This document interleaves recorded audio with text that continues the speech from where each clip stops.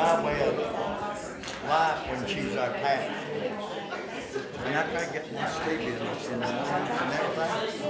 She starts talking about the music code. Ain't no way I won't understand what it is because she talks all the time before she gets ready to work. So you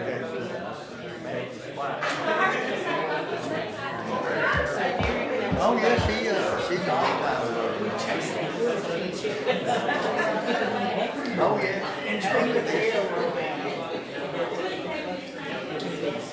Oh, and that, you know, the Tom Granny out there, told me, he said, I'm gonna say something. After he died, so I went down to let him mourn for 3 days, and I'll come get him. And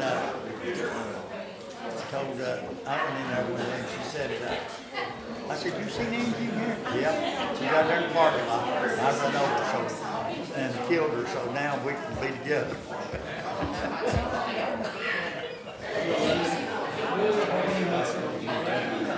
Did. Who told you that?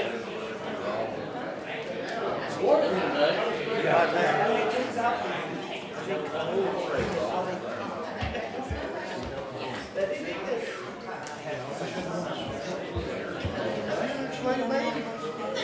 I mean, speak your piece. Oh, yeah. I was up there working on I was up at the post office with my daughter one time up there at Rosedale Post Office. And this man had killed one of her vehicles. You talk about speaking your piece. That young cussed that man, he ran in the post office, cussed him when he went outside, cussed him, he got in the car, and tired so everything took him. Shh.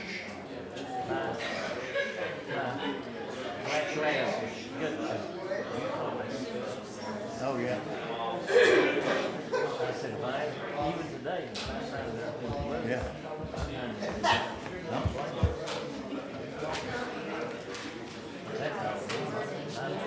Oh, yeah. Oh, we got a little out of the house on that thing. Somebody heard that. I killed the police.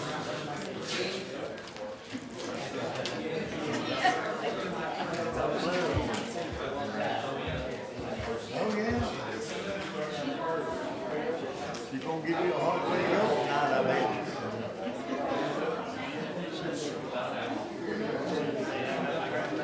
I've got to keep my charter for life. Maybe one day I'll be a mayor. You do what you want to do.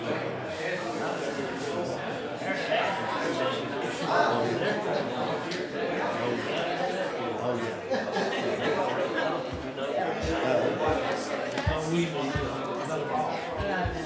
Right here, my sweetheart. you come get it. Oh, Greg. I didn't know you sitting there. How's May? She is. That's why. Ain't nothing I can do. Don't worry about Keep that. it moving. That's the problem. I'm too old for that. Yeah. Hard. Don't be so hard on her. Don't be so hard on her. Oh, she's doing well, right? Well, she's got to keep her strength up. She needs to keep her strength up. Well, you're going to that move. That takes. That's what I said. These niggas call my little car a sardine can. That's the reason I traded off one of them. Tell her I was asking about her.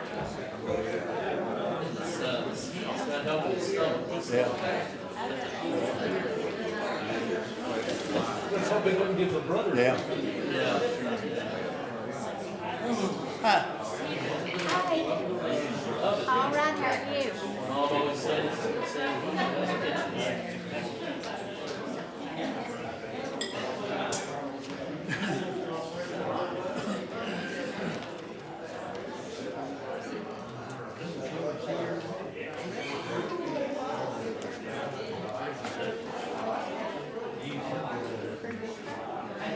Yeah.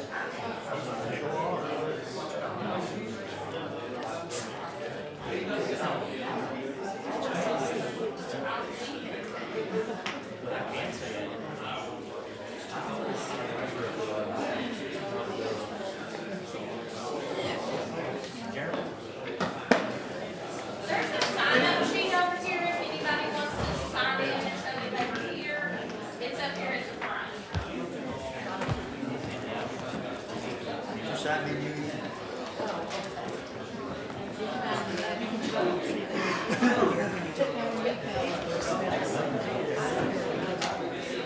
You got Spanish? No,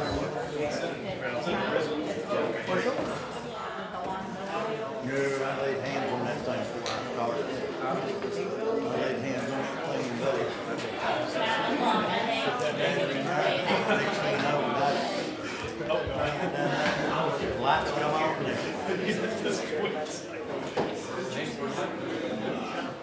Started that running. Are you still working on that project out here? Partially, but I laid hands on it first.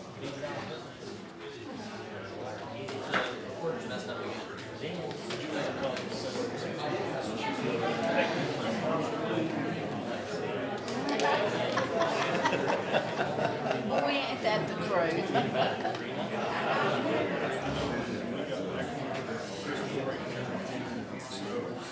I can see it. I was sick.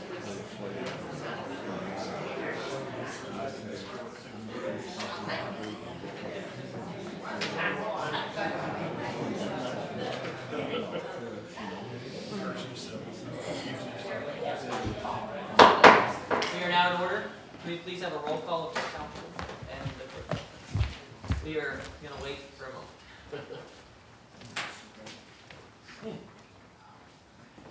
I didn't think to look. Yeah. You know, the story about that is every time something happens, he said, come here, lay hands on this. And he'll go to him.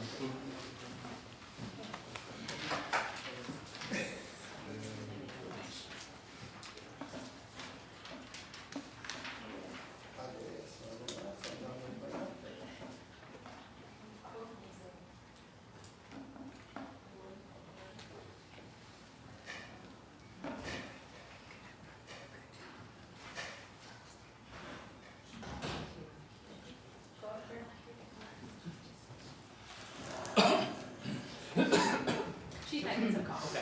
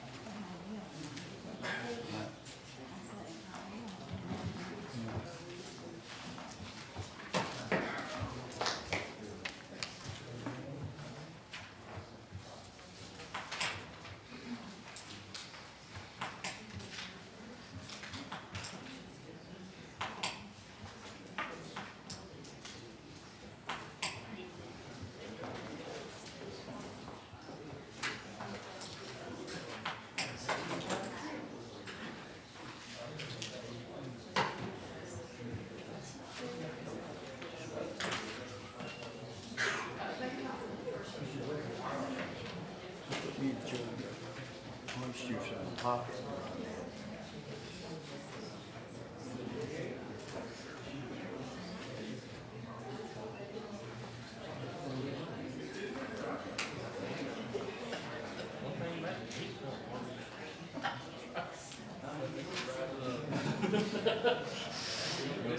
Got your spring shirt on this morning. Yeah. I know we pull clothes out. Do it.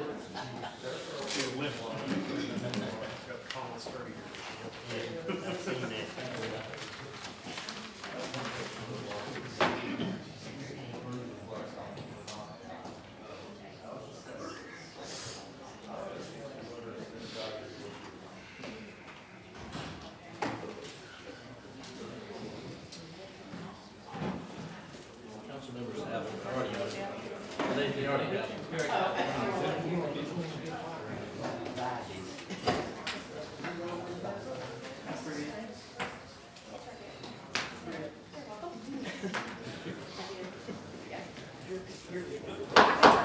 It will be called to order.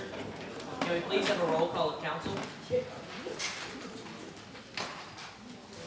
Hawthorne, Here? Hall, Here. Kennedy. Here. Mullins. Here. Powers. Here. Thank you. Can we all stand? Pastor Carter here. Brother Gregson. Brother Cyphers, would you come up and pray for us?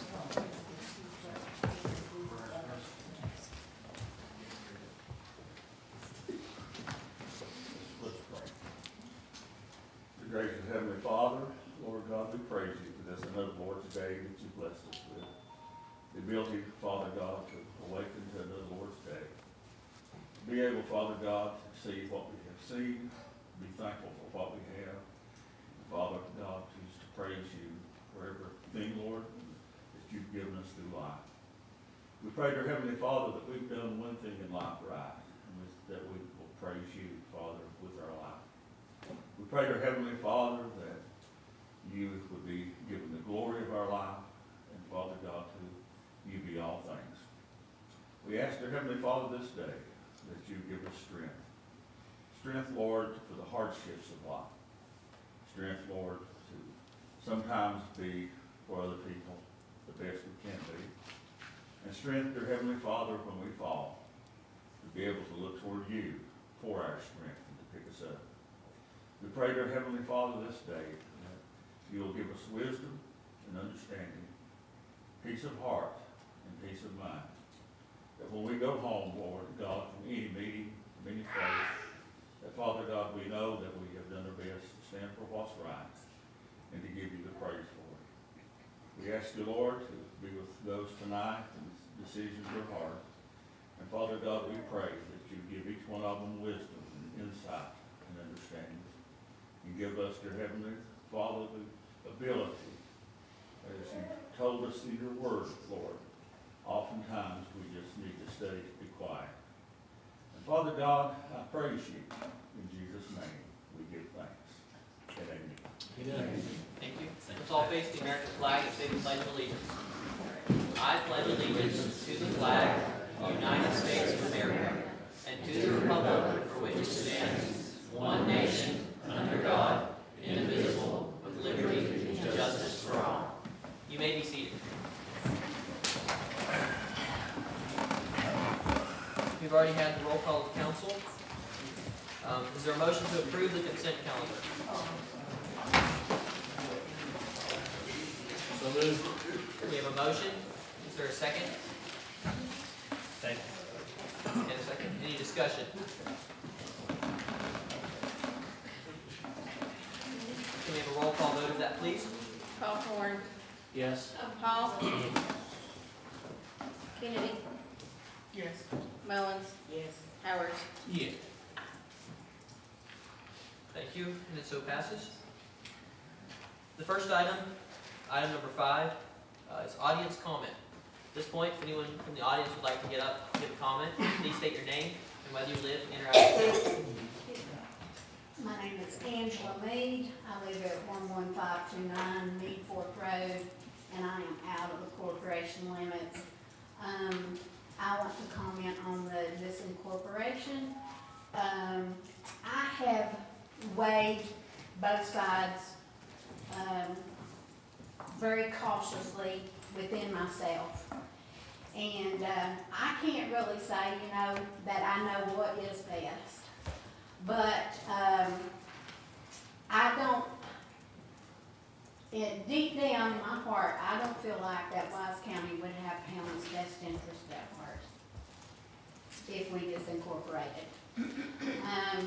And another thing is, I viewed the recent interview on WCYB with Lee and Bridgman, and he interviewed Cawthorn and Liebert as well. And it really grabbed at me when Cawthorn said, we don't want anything for our town. We just want our freedom. Well, you know, we done went through a big deal with the town and the PSA, losing our sewer and water, and we lost a lot more than what we should have during that. And so, you know, that really grabbed at me, and it was my understanding that the motion was that the town attorney would approach the county attorney and see what the county would offer or what the terms would be. I don't think the county ought to get pound for free.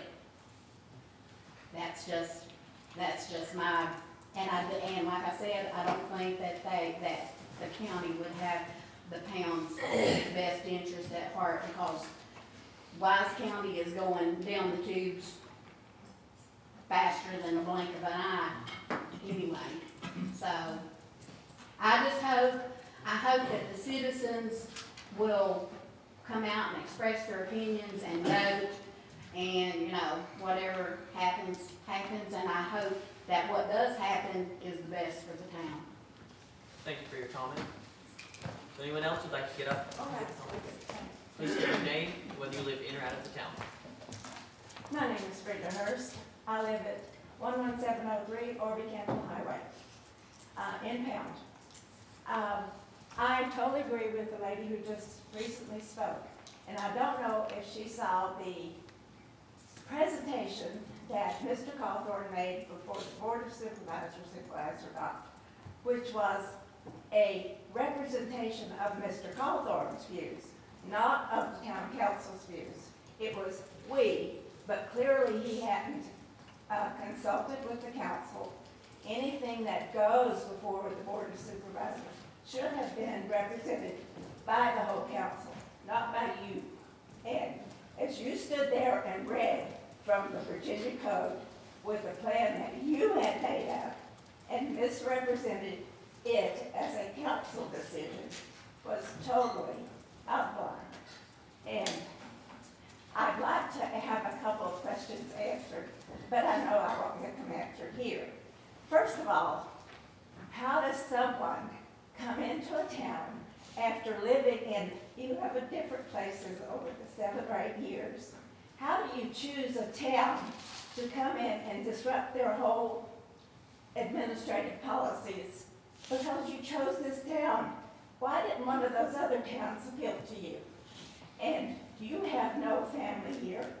We are here. I have been here for, my family has been here, as I said the other day, over 100 years. We have substance here. You have nothing here. So why do you want to come and destroy us? What is it with you? Is it your ego? Is it your people that you have brought in with you? How do they feel? Do they agree with you? That, why do you want to destroy us? Why did you pick this town? And why move your family 11 times in 8 years, 9 years, and then try to settle here? What is it about this town that you think, and your little friends back there in the back who tried to destroy it in the beginning when you were first elected, what are we to you? So we have a vested interest. You have nothing but your ego. And so then you go to the Board of Supervisors. You make this wonderful presentation, and you say, we won't have a meeting. The people on the council that were there had never heard of asking for a meeting yet. It hadn't been prepared. It hadn't been set out. But yet after the meeting was over, you tried to walk up there and set up that meeting. But nobody listened to you right then, because the people who were friends with you on the board had already left. But you were going to go ahead and present that meeting at a time and place that was convenient for you without consulting with your other board members. So did anybody know about the meeting you were proposing to set up, or were you gonna go along? I asked the rest of the people in the town, is this acceptable? Did any of the Pound community do their due diligence about you when you were campaigning to find out what your qualifications were, what your demeanor was, what the story was that you were campaigning on, why you wanted to come in and just do away with the charter? I Why? appreciate your comment, your time is now expired. I'm going to take a few more minutes if you don't There's- mind. Do we have I another am comment? not through. Scaveler, 3 times. We have another comment time after the, little later in the That's meeting. fine, Yeah. but I'm not through with this issue. We have a lot of people who came out And tonight who as- would like to speak. And if we as do I not said- have 3 minutes, then we're gonna be here for a long time. That's fine. And I'm here we for have- a long time. We have another council meeting, where you can come up Fine. in about probably 45 minutes, maybe an hour. I'm not through with this. I'm not through with this issue. And ask you to And please sit down, ma'am, we're as disrupting I this meeting. said, he has disregarded everybody, including Can you you. please sit down? He has disregarded everybody, including you. And let me tell you Ma'am, this. just as an independent party as the town attorney, you do get 3 minutes allotted for public. Actually, I've been here when Stacy Carson got more than 3 minutes, and you didn't gavel her down. I apologize for that. I'm just trying to make sure the meeting moves I agree in a with timely that, fashion. but when Stacy Carson comes up here, let's see if you I gavel her down. understand that you're frustrated, and you do have another opportunity to have a public comment. Thank you. And just for the record, I've not lived in 11 different places in the last 8 years. So, Okay, no. Please, sit down, ma'am. You're Just for the disrupting the record, meeting. the 11 different places he put down as Please. wooded property Please as sit his down. address. Would anyone else from the audience like to come up and give a comment on that? Please state your name and whether you live in or out of the town for the record. Glenn Cantor, 11136 Highland Avenue, in town. Now, I was a former council member. And I want everyone in here to know, Gary, you've got a target on your back. Glenn, I'm sorry, you've got a target on your back. Because this man went to the board of supervisors and made a proposal that you all didn't agree to. You all agreed to let the town attorney go to the county attorney. But Clifton went and proposed something to the county and told them that he did not want streetlights in town or police protection. That was one of his proposals. I didn't know that. Yes, yeah, that's what I was afraid of. I didn't think either one of you know that. But I think, you all need to ask Clifton why he wants to get rid of the town, and he's done this ever since he's been here. The first meeting he ever come to, first word out of his mouth is, town is unincorporated. Why? If you didn't want to pay town taxes, why did you move into town? Plain and simple. Lived here all my life, you know my history with this town, I worked my hind end off for it. And I'll continue to fight for it. I love this town, born here, I'll die here. You volunteered a lot. Yes, sir. Over 40 years with the fire department, 20-some with the rescue squad, and 24 on council, yes, sir. I love this town and I will continue to fight for it. And I think it's a crime shame if you don't want to pay town taxes, move out. Plain and simple. You didn't, nobody asked you to move. And I do invite everyone to watch my presentation before the Wise County Board of Supervisors. I think you'll see I came as a citizen trying to explain what the council was asking them to do. So I do invite you to watch it on YouTube. Anyone from the comment, please step up, state your name, whether you live in or out of the town.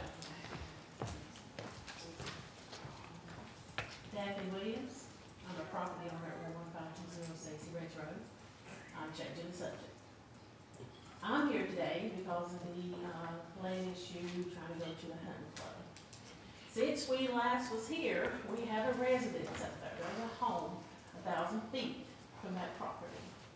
Bringing in the hunting club is going to cause a big nuisance to that. They're going to be in our back door. I wanted to make the council aware that there is a home up there, there's a family living. So, that's what I wanted to say, and we are totally against it. Thank you. Appreciate your comment. Please Please state your name, whether you live in or out of the town. Hi, my name is Sarah Noble, and I live over on Stacy Ranch Road. I wanted to also speak on the land being given to the Hunt Club. I want to state that my family is against this. This just reopens the door for all the concerns that we had regarding the campground and the trail being put there.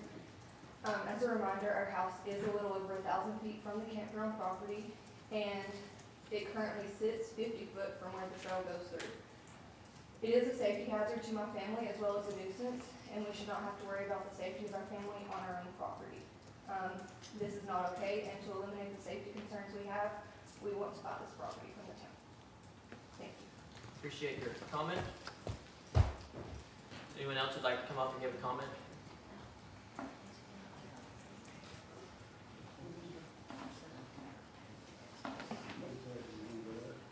For the record, please state your name and whether you live in or out of the town. Harold E. Greer, and I live out of town, 9326 Mill Creek Road.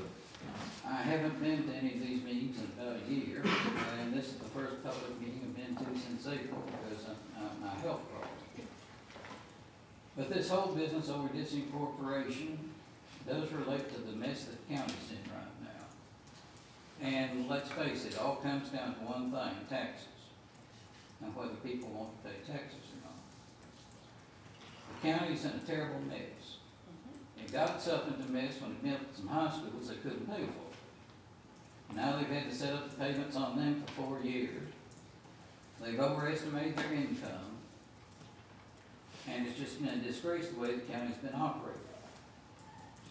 Now I, for one, do favor consolidation. I favor county consolidation. Lee, Wise, Scott, and the city of Norton ought to be consolidated into one county.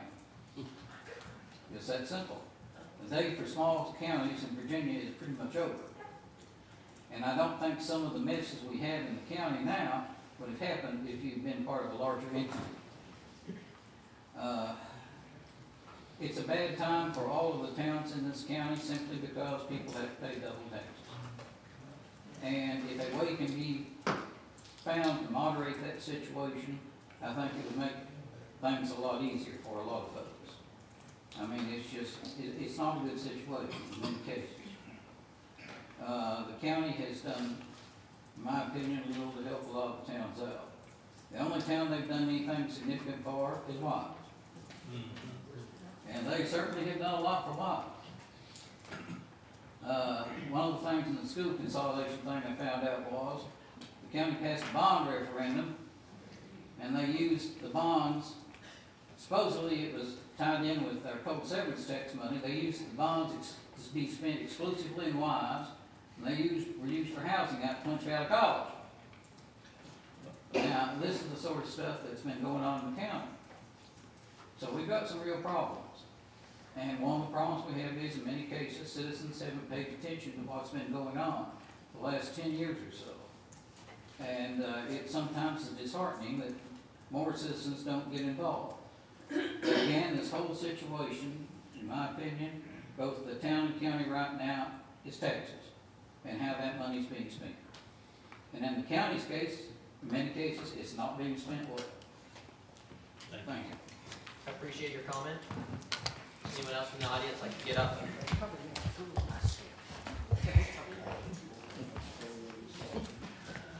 Oh, she's gone. Please state your name for the record, and whether you live in or out of the town. Debbie Hale. I lived outside of town. I was asked, I was raised here, grew up here, graduated from Mountain High School, taught at Mountain High School for 25 years, and when I was getting close to retiring, I was asked by town council at the time if I would help out with some tourism efforts that the town was being made for the town. I have a resolution here when I came before town council in 2011. Council approved this unanimously for trail development in the community. Signed by Jackie Dillon. Well, if you grew up here, you knew Jackie, and Linda Mead. When I was asked to help with tourism opportunities, one of the first things that I addressed was that we had a lot of outdoor recreation opportunities here. We We have a trail that's already been accepted by the Great Eastern Trail.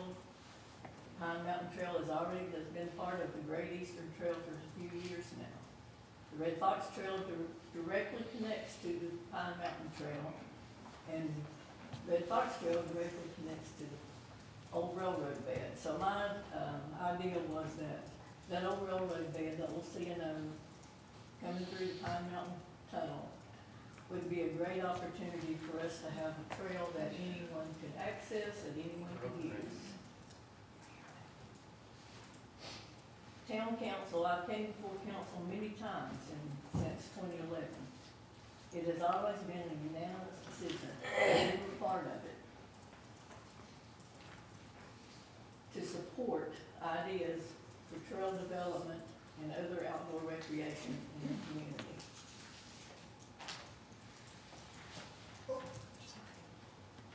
I applied for a grant through the Virginia Outdoors Foundation. 2 years I worked on this grant. In October of 2024, the town received $40,900 from the Virginia Outdoors Foundation to develop a campsite on the old railroad bed. This council decided not to accept that plan, but we're allowed to keep $27,000 out of $40,000.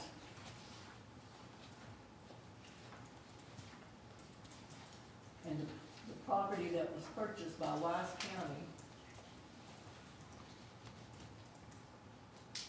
that was gonna be used for the campsites, was not paid by the town. The town has no money in this. The town has benefited over $27,000 from this idea. Your time has expired. So, I appreciate your comment. what I wanna ask you to do is, because you were able to keep the $27,000, I think that more than pays for 3.4 acres. And I'm asking that you turn that property over to the Cumberland Fur Fish and Game Association. Thank you for your comment. Thank you. Anyone else in the audience would like to get up and give a comment? Please state your name for the record and whether you live in or out of your town. I live in town. My name's Diana Smith. I've been here 25 years. I live at 11207 Timber Grove Circle. And I am in favor with the Cliff and Harold Lee. We're double taxed. They're going up on their taxes again. I know what I have in my purse. I don't go over what I have in my bank account. And I've talked to numerous people today, and they're in favor. We're all elderly. We're all on fixed incomes. And I don't know why they keep going up on their taxes. Is somebody getting a big raise? And that's all I have to say. Nobody being paid here. Well, I know you all. I appreciate your comment. Please state your name for the record and whether you live in or out of the town. Hi, my name's Renee Bell, and if you'll excuse me, I did write one down because I didn't want to go over my allotted 3 minutes. As we've heard, people are concerned about the taxes. People are concerned about being double taxed. As a matter of fact, I've spoken to many people this week, and the only thing they know about being unincorporated is the fact that they won't have to pay double taxes. Now, that being said, if all the people are being told is they won't have to pay town taxes, it's important to understand that withholding information about the possible potential consequences of losing the charter is fraudulent. While they may hear that the taxes will be eliminated, they need to be informed about the other losses they can face. It's your responsibility to provide them with accurate information so they can make informed decisions rather than relying on assumptions and misinformation as spreads rampantly in this county. Thank you. Thank you for your comment. Anyone else in the audience like to come and speak?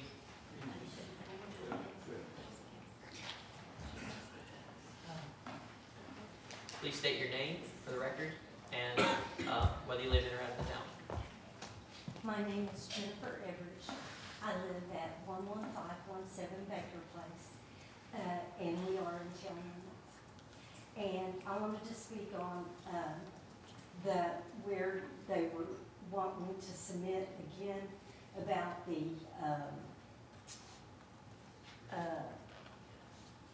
Hunt club, the what? hunt club.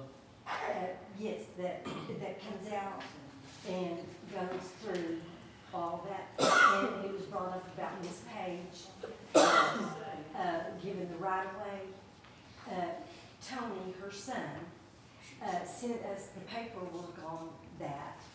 And it states that she says that it's lot 2, 4, and 2, 3, and 4. And then she sold, she didn't put down 7. And she sold half a 7, which is what we own, is that half a 7. But she did not put down lot 7. And the lots that she has done only goes out to as far as about the John Wright, where he's buried there at that graveyard. That's about where lot 2, 3, and 4, that 4 is. Appreciate your comment. Anyone else like to get up and give a comment? Please state your name for the record and whether you live in or out of the town. Thank you, Mr. Mayor. I'm Brett Hall. I don't live in the town. I live in Wise, but I'm the commonwealth attorney here for Wise County and the city of Norton. I'm not here on my professional representation by any stretch of the imagination. I'm here on a personal matter that's very near and dear to me. I asked my oldest girl yesterday if she thought her hair would be prettier if I did it instead of her mom, and she said no. She said, Mom's a girl, and she's a professional. She said, you're just an old coon hunter. And that's how I speak to you here today. My daddy bought me my first coon dog when I was 9, and one of the first places he ever took me to a competition coon hunt was to the Cumberland Mountain Fur Fish and Game Club right here in Panama. 26 years later, I still go to those events. I don't have my dad anymore to go with me, but we're having a memorial hunt for him this year in his honor. And it's something that it stuck with me, and Tony Powers does probably as much for the youth in this county as anybody that I know. And I know a lot of people in this county. And he takes people with kids with disabilities, and takes kids that don't have families hunting for the first time. And I want to clear up a little bit of a misconception I think I'm hearing, and you'll have to correct me if I'm wrong, but I don't understand how anything to do with Coon Club is a nuisance. I've been going up there for 26 years, haven't seen the first scuffle, haven't seen the first drop of alcohol, haven't seen the first drug, haven't seen the first issue. The Coon Club is just a place where we all meet up and we pay our entry fees, and Tony draws our names out of a hat and he sends us off hunting. Most of the time we hunt as far as Dungannon or Nicholsville. And then we come back to the Coon Club and we eat breakfast, and we all tell lies about who treated the biggest coon and what the other guys did, and then we go home. We don't turn the dogs loose there at the Coon Club on the property. I love my dogs, they're part of my family, I pay a lot of money for them. I'm not going to turn them loose within 300 yards of US 23 and have them get run over by a semi-truck. We don't do that up there. So I'm having a little bit of trouble understanding where the nuisance comes from. I don't want to be, have no desire to get in the middle of a property dispute. That's for y'all, not for me. But I can tell you this, for the type of people that are up there, and for the type of people and the type of folks that are bringing to this town, I think it'd be very beneficial to the town of Pound to have that property turned over to the Coon Club. And I want to say before I leave that I appreciate y'all for what you do. Public service is tough, especially in the days of social media. We don't get bragged on a lot, but we get picked on a lot. So even if I don't agree with y'all, I appreciate what you do and for standing up for your town, even when it goes against the grain, or if it's not what the majority wants. So thank you all. Thank you for your time. Thank you for your comment. Anyone else in the audience like to get up and give a comment? Please state your name for the record and whether you live in or out of the town. My name is Dakota Noble, and I'm outside of town limits, but I live at Sexy Branch. Pretty much I just want to talk about the hunt club. So he might not be aware of the nuisance. I deal with the hunters all the time that run on that railroad. So, you know, there is a problem as far as that. You know, we bought a home and, you know, we bought land, and put a house there. So, you know, we're just starting our family and, you know, I don't want these problems. I'm sure you guys wouldn't like people invading your space. This trail splits my property in half. So literally, my house is at the front of the valley and that trail, goes right through it. I just want to say that, you know, the town seems to not want that property, you know, for a $1 donation is insane. I will give you what you guys paid for, or what the county paid for that property. That's money for the town. You can fix your rental properties, whatever you got in town, but it would give me a peace of mind to make sure that I close this off forever. Because, you know, this is not just a one and done thing for me. You know, I have to deal with this for the rest of my life. And then my son.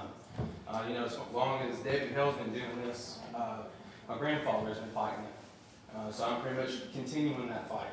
And this time it's hitting the pockets. You know, I mean, you know, buying things and this and that. But I'm just saying, you know, this is a fight that's been going on for a long time, and I'm ready to end it. So I just want the town to be aware that I am interested. So, thank you. Appreciate your comment.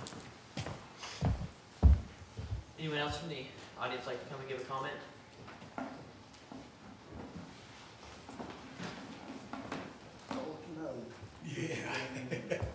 Please state your name for the record and whether you live in or out of the town. Tony Powers, I live up on Bull Camp here. I am the president of Cumberland Mountain. I'm the one that's taking care of that. I want to ask you guys something up front. Are you all in this for the economic, to do something with this town, for profit for this town, which I can do, or do you want to give it to somebody because you're buddies with them or feel like that's the right thing to do? Which one do you want to do? Do you want to make money for town? I'm going to bring in 200 people. We're going to have 38 hunts that we've got coming in here for people to spend money here. Who else in this town, what business has got that brings that many people in here? The monies for this, Debbie Hill acquired the $40,900. County paid $8,000 for the property. Y'all spent $27,000 on a tractor that's sitting up on the county's property. It's not on the town's property. And my other question is, where did the other money go? Where did the rest of the money go? Did you send part of that back, or is it still here? The property, I met with National Forest, as I told you all would. We rush. I got a key today, got the right of way through the property out to the town's property. Now, we have worked through Debbie Hill and worked through Jamie Cox. She was a Jim Robinson's daughter that owned all that. She's given us the property on the other side of it. So we're gonna own the property on both sides of it and on the right of way in the middle of it. So good luck selling it, because you're gonna have to have a helicopter to get there, because I'm not gonna give you a right of way to it. And, you know, the thing about it is, we've got some people that's interested in it. I think Mr. California wants this auctioned off. What about the money that Debbie has got for y'all? Is that not, that's more than payment, triple the payment for the property. You also, he wants it auctioned off. You got some people that's interested in it that can't own that property. You cannot have a convicted felon against that property where you have children. And if you want to go in any further than that, we'll go in the back room and discuss it. I don't think it needs to be discussed in public, but some of the people cannot own property there. National Forest has went along with us on this. We've tickled to death with it. Jamie has also stepped up now. The other property we have, Debbie has purchased the railroad property maps. We have those. We've got National Forest they're looking at, DME's looking at. All the other property that she owns, talked to Dougie Mullis today, since we're a nonprofit, he's gonna waive the fees on the property tax for us. We will own all that other property. Maybe some of this right downtown here on the railroad bed, because she owns several properties that she doesn't know where it's at, but she feels like what we're doing for the kids, the youth hunts, and things of that nature are the right thing to do, and she wants to help us and wants to be a part of it. We had a report done through Virginia here. Hound hunters, last year alone, dog food, vet bills, motel bills, gas, food that they spend into it, this blew my mind, I'm a hunter, $461 million. You want any of that? turn it away, or do you want to give it to somebody else? Thank you for your comment, your time has expired. Thank you. Anyone else in the audience like to give a comment?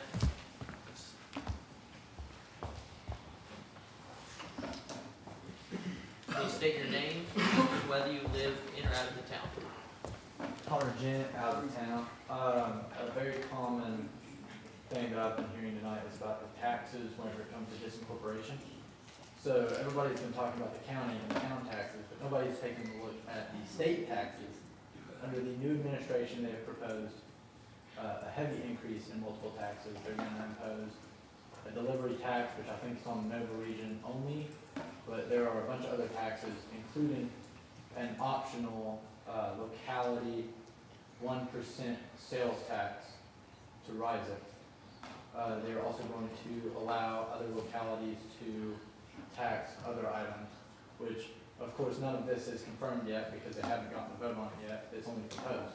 But now if any of this doesn't pass, then the town may see heavier taxes if they stay with the town, or they might see heavier taxes if the town disincorporates and goes with the county.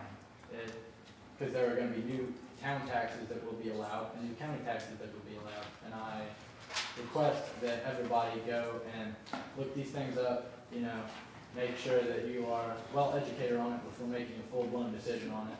And I request that the council does the same.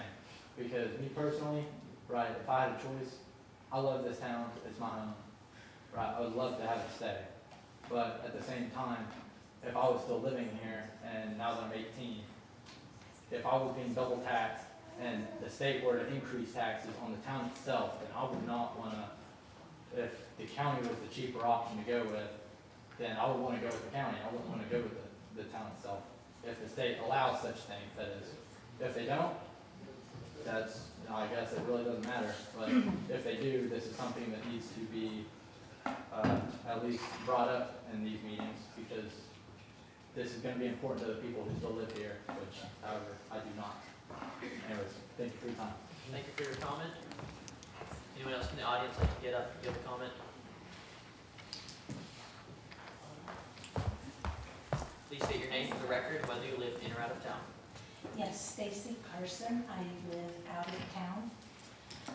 There is a spirit of deception in this very room right now, in this town and in this county, in this state and across what we call the United States. It has become everything but united. What has to change is those that are legal citizens, taxpayers, and voters who have the right to vote for individuals to represent them, which you were all voted in. Those same individuals get sworn into leadership and you take an oath of office. But many seem to forget they are a representative for their constituents and instead take an ownership role and let personal feelings and agendas of their own blindly control their reasoning. If that wasn't true, more issues that divide and hide the truth would be put back in the hands and on the ballots for the voters to decide. The outcome would then speak for itself if done legally, and then fall back on those who actually pay those taxes into what their money was supposed to be funded for. Bottom line, transparency and accountability is the only way any governing body to earn the trust back from those who they are supposed to represent. Let the taxpayers and the voters decide what they want to do with their money and what it is to be funded for. Put the vote back in their hands. Thank you. Thank you for your comment. Please state your name for the record, whether you live in or out of the town. I'm Sandy Anderson. I don't live in the town, but I have property in the town. And my concern, one thing I'd like to say is we don't need people from out of town coming to tell us we need to be educated and stuff. Another I would like to say is, it's, losing the charter is like losing a parent to us. We have a lot, if we work as hard on trying to bring this town together and develop it, as hard as you're working to get rid of it, we may have a town. So that is a lot of concern to me. I think I have said this before. I don't know, I guess that's all I have to say, but again, I wanna emphasize, we don't need people out of this place coming and tell us how to run a place. Thank you for your comment. Would anyone else like to get up and give a comment?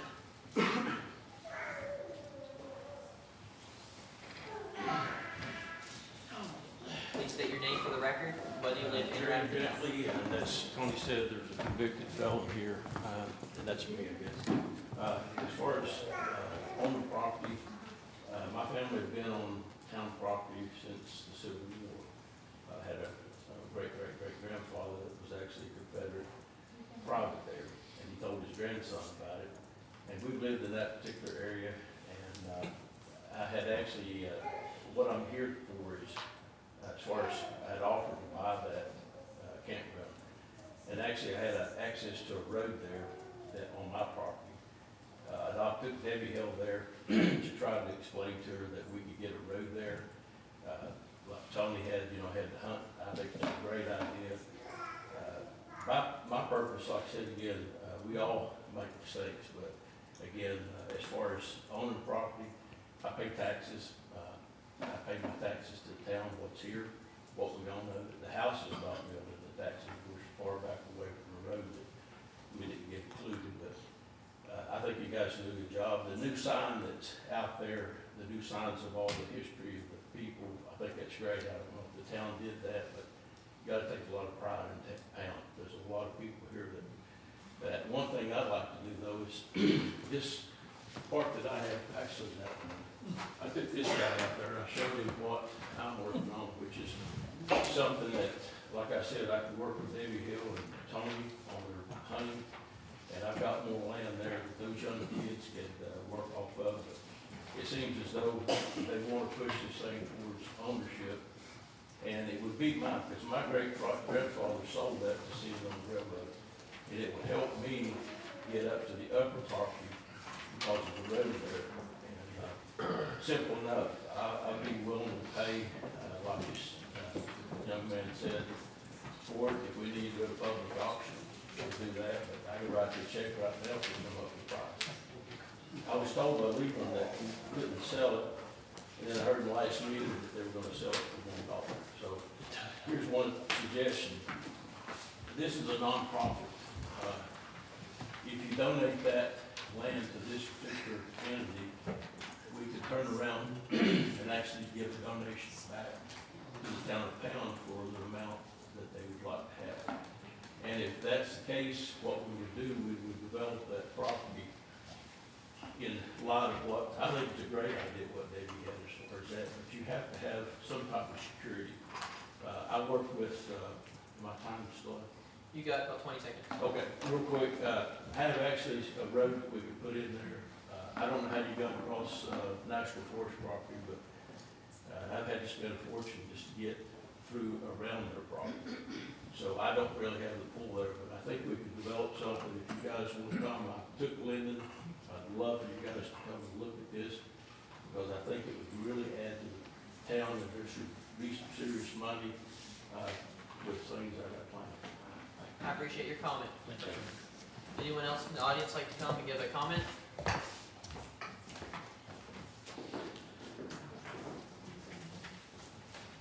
If there's no one, we will move to the next item on the agenda.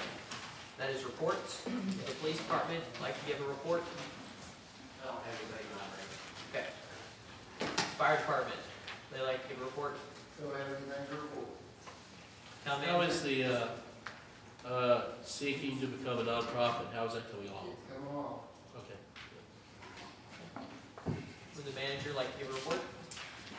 We had a meeting with the Caulfield Expressway. Mr. Belcher is on the agenda to do a presentation to the council. There is some information in your packets about that. We have an art grant report going out soon, and my other items are already on the agenda. I couldn't hear. What did you? Other items are on the agenda. Okay, everything's on the agenda. Yeah. Okay. The EDA, Nothing new, we're still paying out more than what we're getting in, so we're really struggling. Nobody's renting the house. No. the planning commission, planning commission. We didn't have anything new. Okay. Well, we move on to old business. First item is audit update. David Cox was here today, and showing us some figures and numbers. He still asked for a couple additional paperwork that I'm gonna get to him tomorrow, and once he has that information, he should have everything ready to go to the auditors the next day. He has reduced our price to $5,500, which that's a pretty significant cost decrease for us, so that's pretty good. And once he finishes up, we'll have the information to him tomorrow. He indicated it would take him 1 day, so Thursday, we should be able to submit that to the auditors to be on their schedule. So I was understanding at the last meeting that the pre-audit was done. Was that not correct? At the last meeting, he was supposed to have had the audit to me by that Friday of that Pre-audit. week. Yes, the pre-audit to me that Friday of that week, but it did not happen. He got delayed Okay. and pushed me out. But he did come in today, he just asked for a couple extra papers. I can have that to him tomorrow.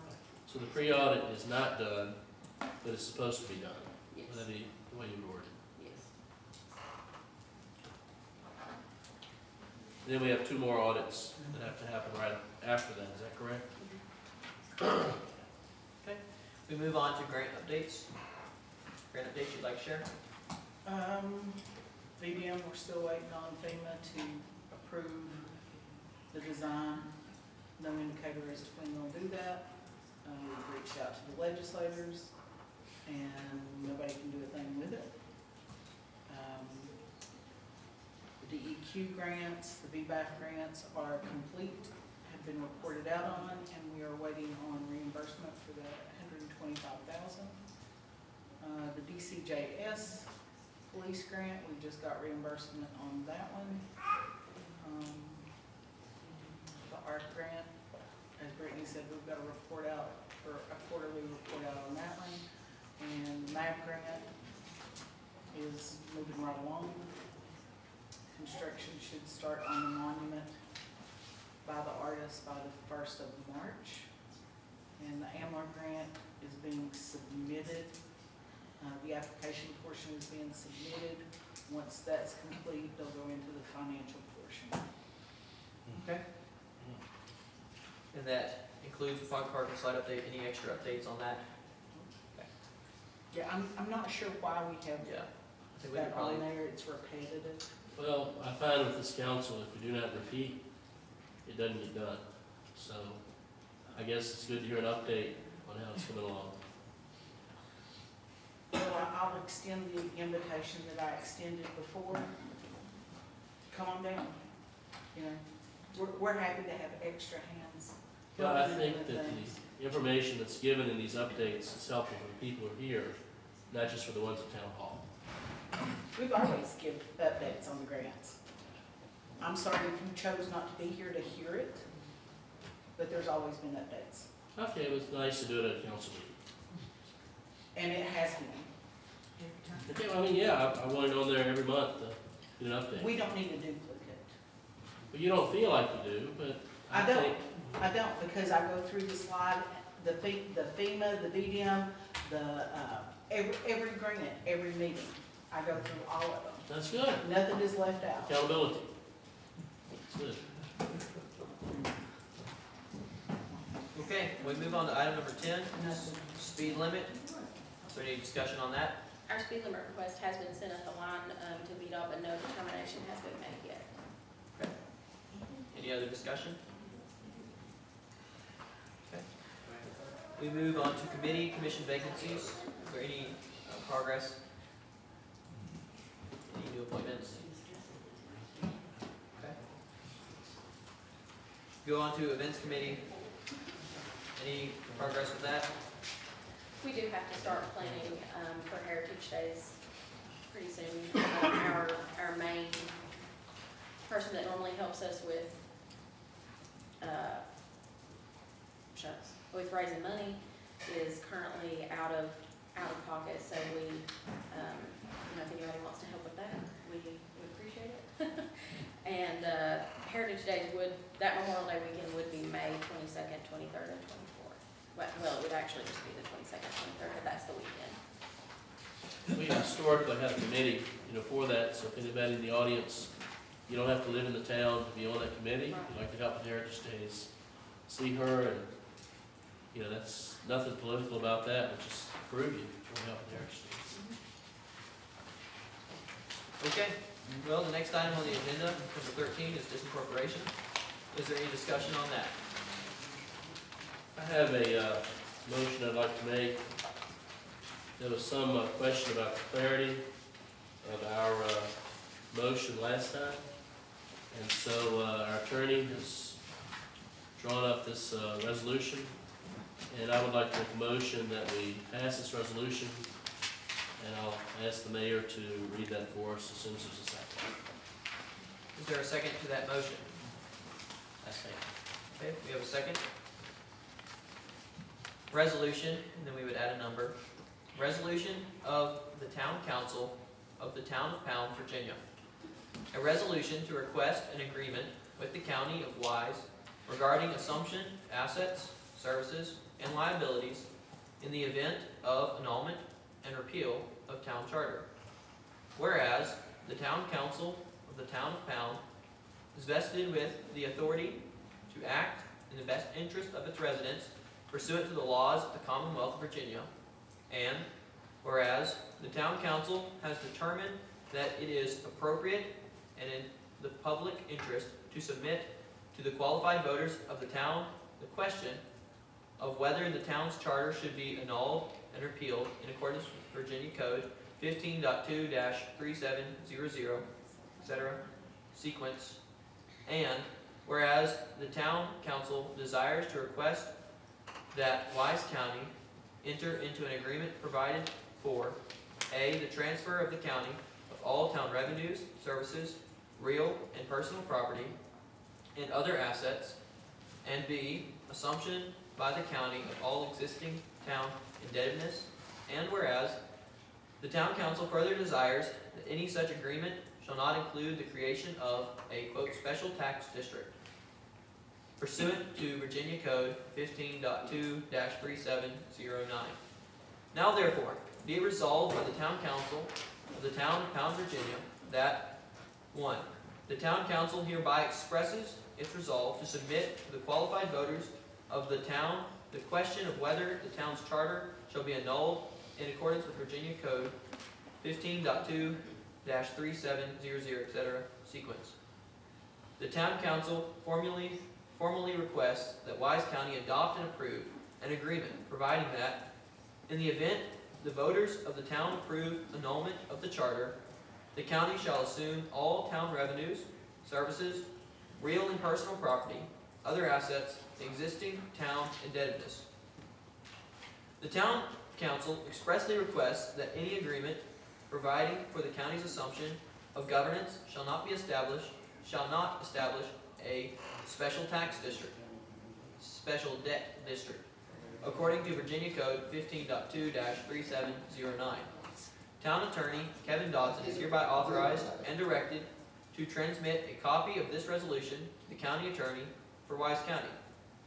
The Town Council hereby expresses its intent to, after such agreement is adopted by the county, hold a public hearing and adopt an ordinance to petition the Wise County Circuit Court for an order requiring a referendum on the question of whether the town charter shall be annulled and repealed.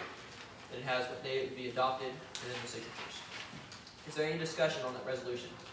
I would like to begin by clarifying some of the things that folks have said during public comment. And I've been honest from the beginning that if this resolution were to pass, we would be just like Old Camp, South Fork, Mead Branch, wherever it is outside the town. We would be just like people outside the town. And so I have been forthright with saying, and this is what the people have to consider, and that is streetlights, police. The streetlights, if they're going to remain, would be taken care of by the property owner that's closest to the streetlight, or whose property it is, if they so choose. And for the police department, we would go under the county sheriff's department, being just like any of these areas that are around the pound. So I have been very straightforward on this. Concerning my coming to this position, I'll give my story since there's been some question about that. I believe it was 2011 that I moved here to Pound, and I unexpectedly got a tax ticket from the town of Pound. Unexpected. My real estate agent did not tell me, and I've heard from other people that that's the case sometimes. And I said, well, if I can pay taxes, I can run for town council, and I can have a voice in how the money is spent. And so at that point, I went to the registrar, signed up, got a voter list, went door to door, talked to the people. And the people, my campaign slogan was less taxes and more benefits in a family-friendly town. You say, well, how can that happen? Well, I talked to the people, and there are a number of people in this town, even then in 2012, when I ran, that said, well, why don't we just do away with the charter? That way we don't have to pay taxes. And so this is something that comes from whether it's a majority of the people, we would find out in the vote. But there are a lot of people in this town that just want to go back to the county. When I say back to the county, 46, I believe the town was chartered, 47, 48, we would become just like it was before we were chartered. And so this is forthright, and this is something that I'm honest about, and that is we would be just like the rest of the county if we disincorporated. And so what I want to do is find out from the county what kind of a deal, what kind of a agreement they would extend to us. And in this resolution, there's a very important word in number 5, and that is the word intent. And so the word intent does not obligate us to have a public hearing. It does not obligate us to go to the people with a vote. But it does say that the reason we're asking for this agreement is because we want to know what the county would do for us. And as I said in that interview, I'm sorry if someone took exception to it, but all I want is freedom. I got my tax bill. I ran for council. I won after I met the people. Came 3 votes short of Jerry Wolf, who'd been on there for many years, a very popular teacher. And that's my story. And if the people want it, they voted in, realize it'll be like the rest of the county. People don't want it, they vote against it. And at that point, we say, okay, the people are for this town, and we're going to plow ahead. But in any instance, we are the oldest community in Wise County, and we would simply return to being a community rather than a taxed town. And that's as straightforward and forthright as I can be. So, that's it. Any other discussion? Yes, so I have questions. So where did the verbiage in this document come from? What? Verbiage. Verbiage, yeah. What's going on? We want you to take our assets. Oh, okay. And- So actually, this would be a good time for me to take the opportunity. I was waiting for you all to discuss, but I wanted to give you a rundown of the law because I did this in January 2025. It's been a little while since then, obviously, and memories, mine's short these days too. So the process legally for annulling your charter begins with an agreement from the county. That agreement has to, the code and the word in the code says shall, require the assumption of all assets and services, all debts and liabilities. The county has to take everything. And they have the option of creating a special debt district, which is typically done in cases where, if they took on, a Big Stone Gap or a town that has like water, sewer, like, services that are basically liabilities, they could create a special debt district to get some money to continue to operate those services for that locality. In the case of Pound, obviously, there aren't any services really offered outside of, I believe, the police department, I suppose. There aren't any sort of like water, sewer, your typical garbage pickup. Now, the county attorney did kind of indicate that because of that lack of services, they would probably not create a special debt district, but they needed to do their, quote, due diligence. Now, the agreement, as I said in January 2025, is pretty straightforward. All it really does is take all the assets of the town, all the services, all the debts and liabilities, put it in the county. There's not really any like agreement that can be struck where the county kind of offers something that the other, other parts of the county, the unincorporated county, are getting. It's going to just take the assets, debts, and liabilities of the town, and that's what the county is going to be debating and trying to decide, is whether or not they want to take on this building, all the town's property, all the town's debt, if there is any out there, the town's bank account, all the town's assets. So the agreement is relatively straightforward. Now, back to my first point, that is the first step. Once that agreement is done, the county approves it. We have to do an ordinance and a public hearing to petition the circuit court to put it on the ballot. That has to be done by the June meeting of this year in order to get it on the ballot for November. Because there's notice requirements for the ordinance, there's notice requirements for the petition, and there's a requirement that a petition be signed 81, or the order be signed 81 days out from the general election in order to get on the ballot for the general election. So that's the whole process. And as far as the agreement goes, the verbiage, back to your question, Lieber, comes from the Code of Virginia. The specific verbiage about, assuming the assets and the liabilities of the town. That is required by the Code of Virginia in order for that agreement to exist. And I'm happy to answer any questions the council has at any point regarding the legal process, but it is a bit of a convoluted process with many steps. That's why I wanted to take another opportunity to kind of lay it out here. Okay, so my next question is, first let me say, you said that there was confusion around the motion. I have no confusion. The motion was that we allow our attorney, Kevin Dotson, to go to the county's attorney, Karen Mullins, and see what they have to offer. So you grossly overstepped by going to the county, and no, sir, you did not say that I'm coming to you as an individual. Multiple times you stated, I am representing the majority of council. Not I'm representing Clifton Cawthorn. So, yes, sir, you did greatly overstep. Did I overstep my bounds, or was I just speaking on behalf of the majority of council? I asked the attorney. I'm sorry. Did I overstep my bounds? I mean, I didn't see it, to be honest with you. Well, I And personally took offense to it. that's really a political because question, not a legal, to be honest. So- You said you can take our assets, we don't want street lights, we don't want sidewalks, we don't want a police presence. I didn't use the word sidewalks, You because the can take it- sidewalks are already in pretty bad shape. So that's not like we're giving as a town. You did, and I would be happy to print out the transcript. I mean, the sidewalks are a non-issue, because we're not taking care of the sidewalks either. Well, let's kind of go back, because I took issue with what you said, because you used the word "we" all the way through it. And I definitely didn't want them to say, you can have everything. No, we have worked hard to come where we are right now. Why would you want Wise County to take it? Because they have nothing. I mean, they are so far in debt. What are they gonna do? They're gonna take our little bit of money, which we've got. We're a whole lot better off than we was a while back. And now you're wanting to give it to them? Oh, yeah. and give them everything that did we see you down trying to help us get this town back in order? Did we see you or any of you out here to help us? No, we didn't. We worked night and day. So the question is, I admit that you all have done great things for the town. But what I'm saying is, just like Ms. Smith was saying here, and others, is that we're tired of the taxes. Well, then have them come in and talk to us. I mean, Instead I'm of willing, just saying, I represent whoever. Let them I'm come willing and tell us. to give them the deeds to any property the town owns. You're If we willing no to longer, give away what if we taxpayers no have paid. longer have to pay town taxes, let them manage it, and we will, let them have our Let assets. who manage it? You gonna come down here and manage it? The assets, not me. The assets. Yeah, they put it in their little pot that they owe so much money on.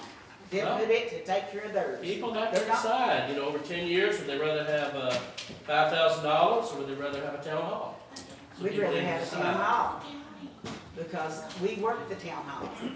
We don't get paid. You don't speak for them, you speak for Oh, yourself. I work here, I donate Okay, my time. okay. You spoke for the town of Pound at that meeting. I spoke for the majority on council You who did passed not the put it resolution. that way. I did say the majority on council. multiple times. Yeah, I did. I did not say the whole council. I said we're divided, and I speak for the majority on council. So what you're looking at is the same document that I provided to the county at their Board of Supervisors meeting. This shows where we were when we came in, where we were when Brittany came in at the end of the 2022 fiscal period, $62,000 in the bank at that time. Now keep in mind, this was your area. This was your council people. And giving away the water and stuff didn't, right, I mean, Water and sewage, $14 million in on that too. assets that just went away.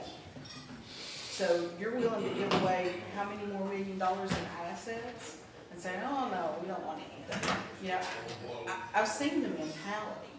You stir things up and then you sit back and go, oh, no, I don't do that. You stir somebody else up so that they do the dirty work. We haven't stirred anybody up. We didn't need to do dirty work. And we got We this were money. tight as bark on a tree. Yes, we were.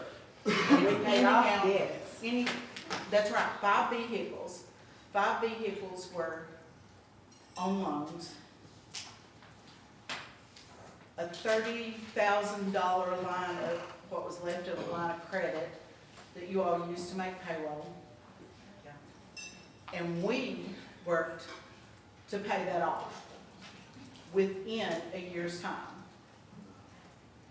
Because it was. Because you all were not fiscally responsible. So, you know. And so I came to the council, and if you remember, as a public citizen, I was not on council, and I asked the council, please, I said, let us vote on whether or not we stay in incorporated town. And you all didn't listen to me, so I decided I'm gonna run for office on that platform with Gary. We won an election, and then if we don't pass this tonight, there's another election coming up in November, and it can be decided at the ballot box. Well, as rude as it may seem, I'm gonna go back to Lynn's comment. You are a liar, because after you got off council, you never darkened the I did. doorstep. I No, did. sir, you did not. I did. You It's did not in the not minutes. come until right before the, not even when you decided to run. No. You came and showed up in November. I came to After you speak, ran? I came to speak on the boundary adjustment issue. And while I was here to speak on the boundary adjustment issue, I also spoke on the disincorporation as well. So in any case, I have been open. You know, the people of the town do not feel like they have control over the assets anyway. So I don't think that they would care whether the county is running those assets or the town is running those assets, as long as they don't have taxes to prop up town hall. They feel that way, or you told them they didn't feel that way? That's the feedback I was getting, lady. So here's where I'm at. You circumvented the process of our attorney going to the county attorney. Yeah. You went in there, you tried to make a deal, you tried to negotiate, and then asked the board of supervisors, are you voting on this tonight? Tonight. Because it's gonna help us expedite this process. So, I can tell you right now, I'm a big old no on this resolution. That's fine. I mean, that is not a surprise that you and Ms. Mullins are no. Well, it's no surprise that you're coming in here trying to get rid of it and trying to tell people you're not gonna have taxes. You think the county is not gonna tax the people? You think they are not gonna come back and do this, that, oh, we're gonna sign it, we're not gonna do it, but we're gonna tax you and we're gonna add more to it. Do you think the county's not gonna do with it the debt that they've got? According to our town attorney, he does not believe if you have no debt and they offer us no services. But you didn't even allow them to follow the process. Maybe for a year, they're gonna tax it. They're gonna get their money somewhere. They're gonna tax us just like they tax any other area of the county. Question. Call for the question. Do we have a vote on the call for the question? Roll call vote. Hawthorne, Yes. Hall, This is the end debate. I'll tell him what to tell him. Oh, yeah. Is that a yes? Me. Oh. Yeah. Yeah, tell him. uh, Kennedy, Yeah. I'm sorry, Kennedy. What are people? This is to call the question, Call the question. Stop just in discussion. debate. Oh, yeah. Stop discussion. Call the question. 3 yeses. What was Kennedy's? I'm sorry, I didn't hear it. Yes. Okay. Do you have something you want to say? Do you want something, do you want to say something? Mullins. Yes, let's stop this. Yes, stop this. And if I may, just before it's voted, I wanted to emphasize too, this is a resolution. It's not an ordinance. It's not binding by any means. It simply, I think, just tells the county, we're asking for this formally, and we have 3 people, or at least, 4 people, a majority, I'm sorry for bad enough, at least a majority of council who are asking for it. But it's not binding. This does nothing to actually instigate any of the legal process. This is just asking the county to instigate the first step of that legal process. I just want to make sure that was clear. We've had the question called. We have a roll call vote of the motion. Hold on, I didn't ask Powers just now. Oh, I'm sorry. I said yes. Well, did you say yes? Yes. Okay. All right, go ahead. Okay, we're voting on this resolution, whether the council wants to pass this resolution. Will we please have a roll call vote? So, Hawthorne, Yes. Hall, Yes. Kennedy, No. Mullins, No. Powers. No. And the motion does not pass for the resolution. Is there any more discussion on this incorporation?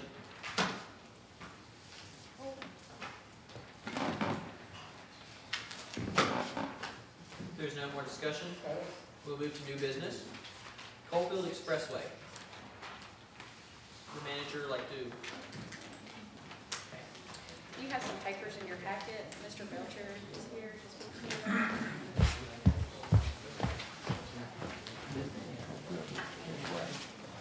Good evening, pleasure to progress on this evening. I have probably a different topic to discuss with you all. My name is Jonathan Belcher. I'm the director of Virginia Coalfield Economic Development Authority, or VCEDA, as it sometimes is known. I'm actually here in my capacity as the director of the Virginia Coalfields Expressway Authority, which VCEDA provides the staff support for.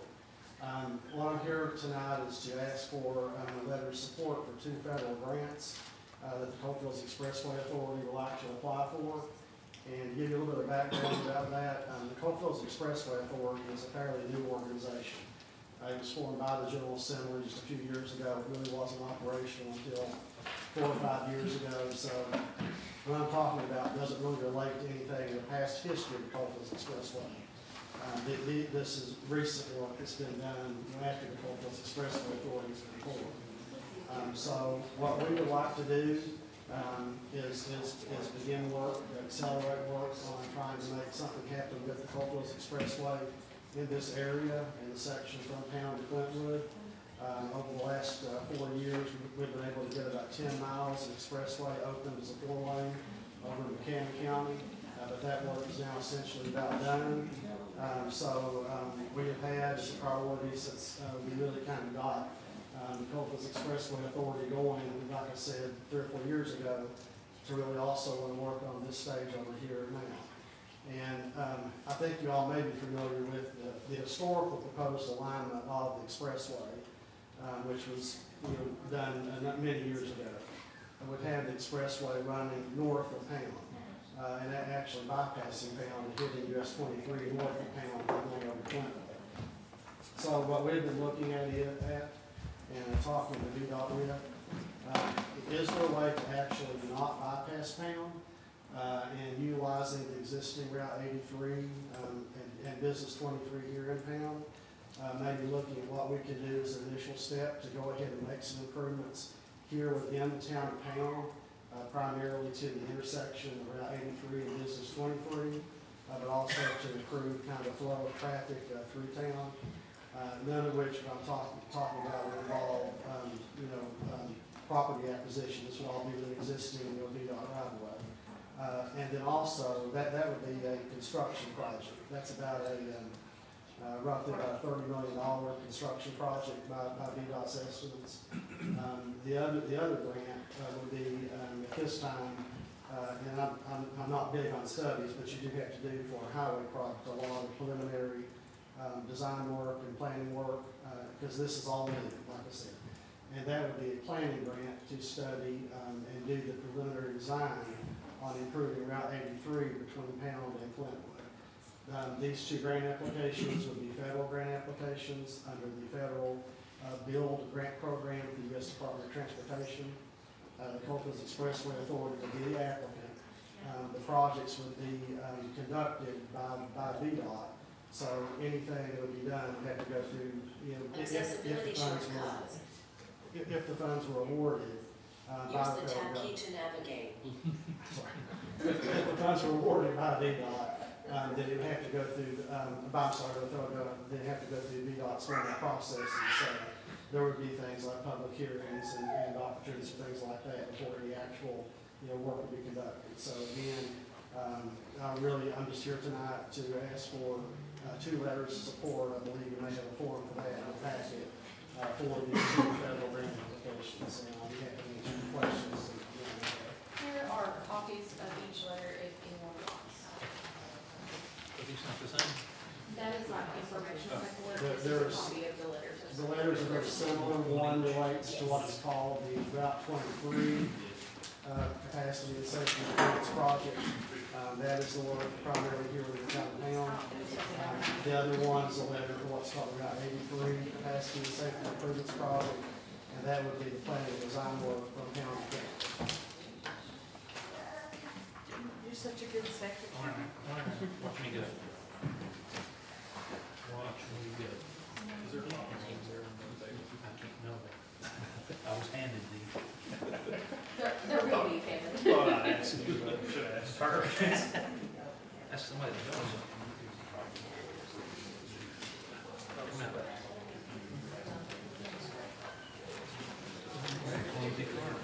Thank you.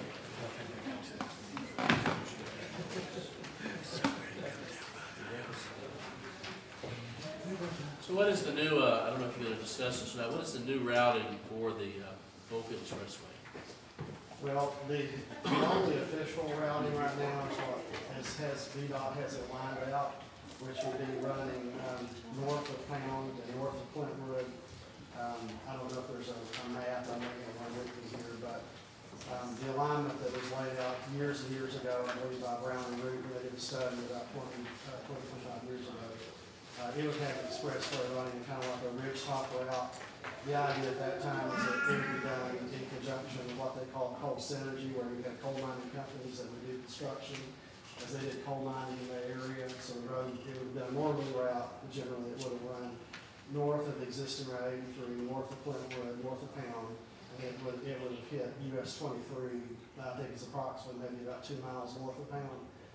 That's the only official alignment of the expressway. So what we're looking at is, what we're suggesting is that, does that still make sense? You know, because it bypasses Pound, and again, this would have to be something that you all would be interested in, your citizens would be interested in. If you're not, you know, then just tell us. You know, we're not VDOT, we're Expressway Authority. We have a lot of flexibility to kind of, you know, help direct how these projects go in relation to the expressway. But if there is interest and desire to have the expressway, or what I'm suggesting is, if Route 83 and Business 23 at some point could become the expressway with improvements. And the reason you do that is because if you go with the alignment that's been laid out north of Pound, not only does it bypass Pound, but it's also a $1 billion project. And $1 billion, I mean, we're definitely willing to try to go out and get that money, but that's a large amount of money to raise, and the feasibility of that. So what we're looking at is there something more feasible to make transportation for safety and economic development purposes, improvements in this area, for, you know, a cost that we can actually realistically get funding to do. And these grants would sort of begin that work and that progress if we feel like that's something that we'd be interested in. Otherwise, I think if we don't do that, then you just revert back to what has been the historical proposal of doing the northerly route, you know, that hits 23 north of Pound and then comes out over to Clinton. So the Coalfield Expressway, where it goes through Pound, with these great applications, would not be a limited access until we got outside of Pound. Is that correct?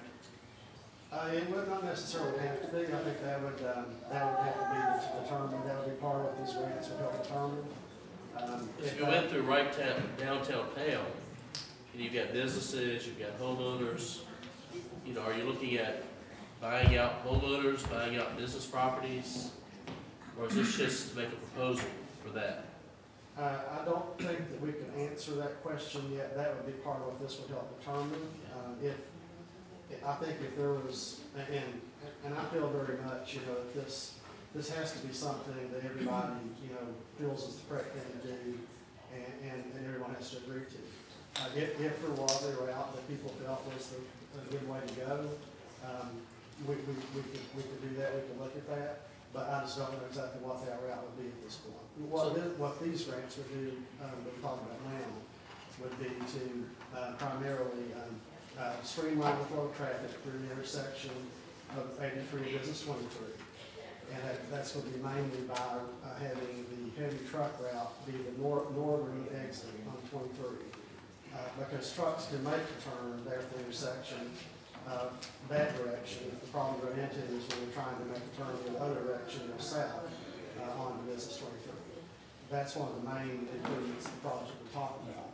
And then some other things like some curbs and sidewalks throughout town, some things to kind of improve the town, improve traffic flow through town.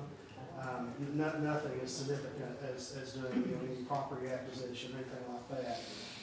But there would be planning involved as part of this to talk with you all and all the other stakeholders to determine what the options would be if you did want to do more work to make the 83 kind of expressway from here to Overland. I think that this is a positive step if it perhaps does away with the northern route. Because the northern route would take all the traffic north of town.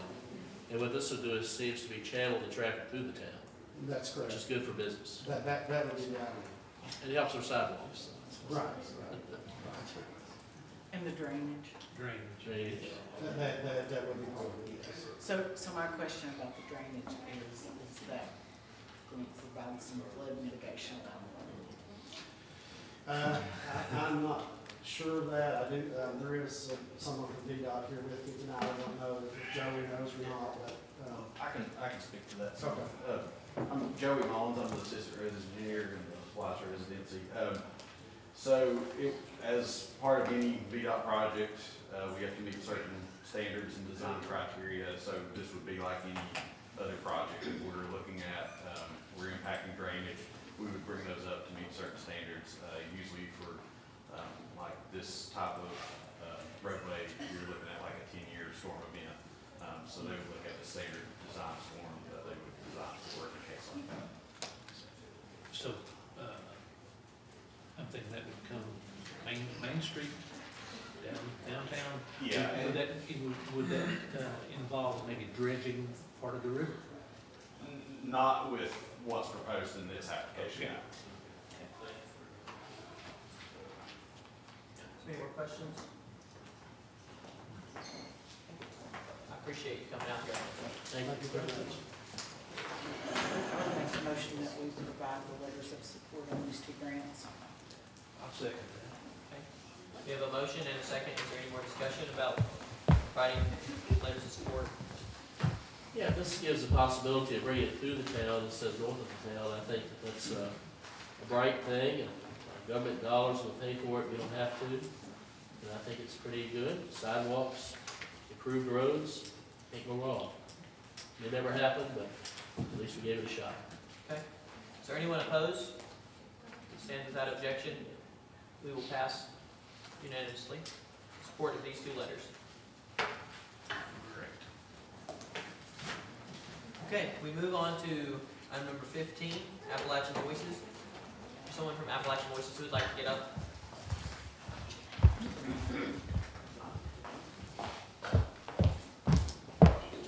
Good evening. My name is Emma Kelly. I am the Neocon Program Manager at Appalachian Voices. I have appeared in front of you all before to give various project and grant updates. I usually have a key packet. I do not have one tonight. And also, this is going to be a little anticlimactic considering the recent vote. But over the past 3 years, we have partnered very closely with Pound on a wide variety of economic and community development projects, ranging from abandoned buildings and emergency planning to recreational development. It has been both a privilege and delight to see how town's leadership and residents have worked together to build the town back up towards a brighter future. It is painstakingly slow work, but the progress is both undeniable and impressive. I'm here tonight as a partner in economic development to urge the town council to consider all of the positive outcomes that would come with keeping the town's charter. When it comes to keeping communities running, rural towns like towns have a smaller toolbox than cities like Roanoke or Richmond, and a town's charter is one of the most important tools in that toolbox. Over the past few years, the town's dedication to keeping its charter has allowed the town to receive $50,000 in funding to train government officials in grant application management, over $200,000 for a public monument, not to mention the millions in ongoing DQ, AMLR, and DDM funds to safely demolish the old bank building, stabilize the land site to protect residents, and to convert that site into a public green space, $40,000 from a larger federal grant that included towns as a participating community, a technical assistance grant from FEMA to develop an emergency management plan, and quite frankly, a great deal of respect and standing in the eyes of the state, who have expressed much interest in continuing to invest in towns. Folks from both the private sector and the state have reached out to us personally, and I know directly the town, because they want to continue working in the community. That is not a comprehensive list, that's just what I've been involved in. I know Lieber can give a much better overview. I want to be clear that we work with other unincorporated communities. I myself live in an unincorporated community in Lee County. While progress in towns may not be moving as quickly as I think a lot of us would like, it will likely cease if the town gives up its charter. Your autonomy, as opposed to working at the county level, is a key factor in obtaining and managing these resources. You are able to work more quickly, more efficiently, and with your unique residents' best interests more directly in mind. Furthermore, there are a great number of resources that are not available to unincorporated communities because they simply don't have the infrastructure to manage them. Losing a charter would mean Pound writing itself out of the running for an incredible number of resources. Pound's trajectory over the past few years has been an inspiration, and we hope that this leadership chooses to continue that course for a stronger future. Thank you. Thank you. Thank you. We move on to item number 16. Is there any discussion about that first off? I appreciate all that Appalachian Voices has done for the community. I may disagree with their conclusion on disincorporation, but I do appreciate the workshops and things. It's been nice. Any more discussion? Did you realize what she was saying about disincorporating would do pretty much? Yeah, I do, and I still think that in spite of all that money toward a monument, government officials, and other things like that, that the people would want to not pay taxes other than that. I mean, really, don't you think they would enjoy going down and sitting down there and enjoying the background and everything and having people to come in and sing and stuff or whatever? Just to have it, I mean, the back is there. Pocket Park will be pretty. Yes. I've heard mixed reviews from the people in town, but I think it'd be a pretty park. Everybody had the opportunity to come to the community Right. meetings and provide feedback. They gave $70 a head and fed us. Absolutely. It was great. We had a good time. We did, absolutely did. And that monument is private funded. It's, you know, you're looking at a community that the Attorney General said, you're not getting any grants. You're not getting any grants. We give a grant update every meeting. We're getting a ton of grants. And there's more out there. There's the congressional spending that Tim Payne would like a proposal on, and we've already been talking to him about what we would like to have. So, you know, there's more money out there. To your point, Cliff, I've just been keeping score tonight, and there's been 7 people speak positively about keeping the charter. I've had 6 people contact me or come to my house over the past 2 days. Every one of them supporting keeping the charter. I've run into 2 in the past month talking about taxes, and they were kind of uninformed. I want to just hate to say that. How were they uninformed? That's all that they could say. Just want to get rid of taxes. Just get rid of taxes. And you know they don't take into consideration the work, The laws. And the laws. and the loss, and, I mean, it was just a brief statement. They didn't have any backup. Well, I mean, backup, isn't it it's a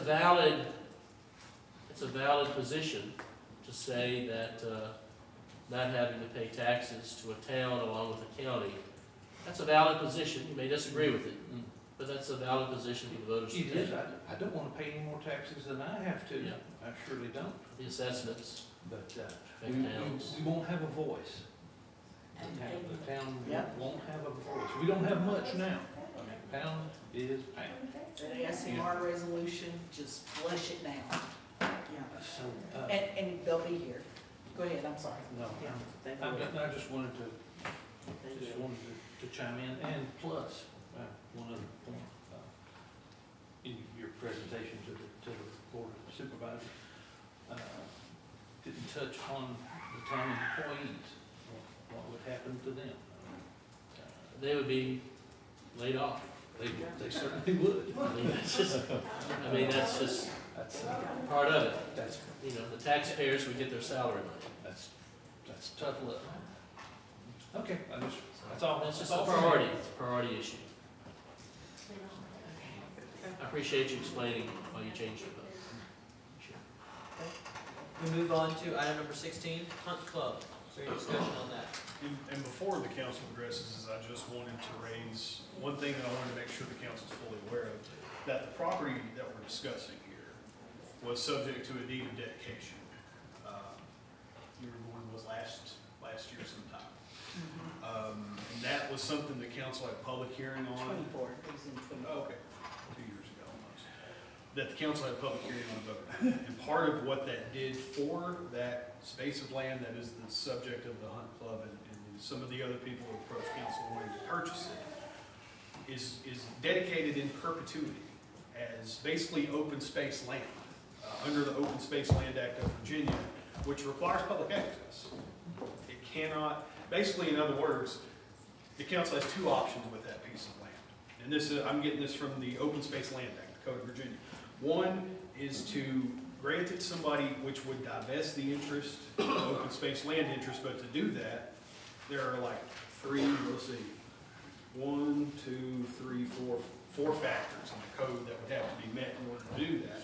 Part of that is basically an equal trade of land that would also be open space of equal value and some determination that it would be financially in the best interest of the county, or I'm sorry, of the town. So really, the diversion of that interest in public right-of-way basically is what I'll describe. Right now, the public has an interest in being able to enter the land. That's what the Open Space Land Act does. It's create land that is for the public use, for recreation.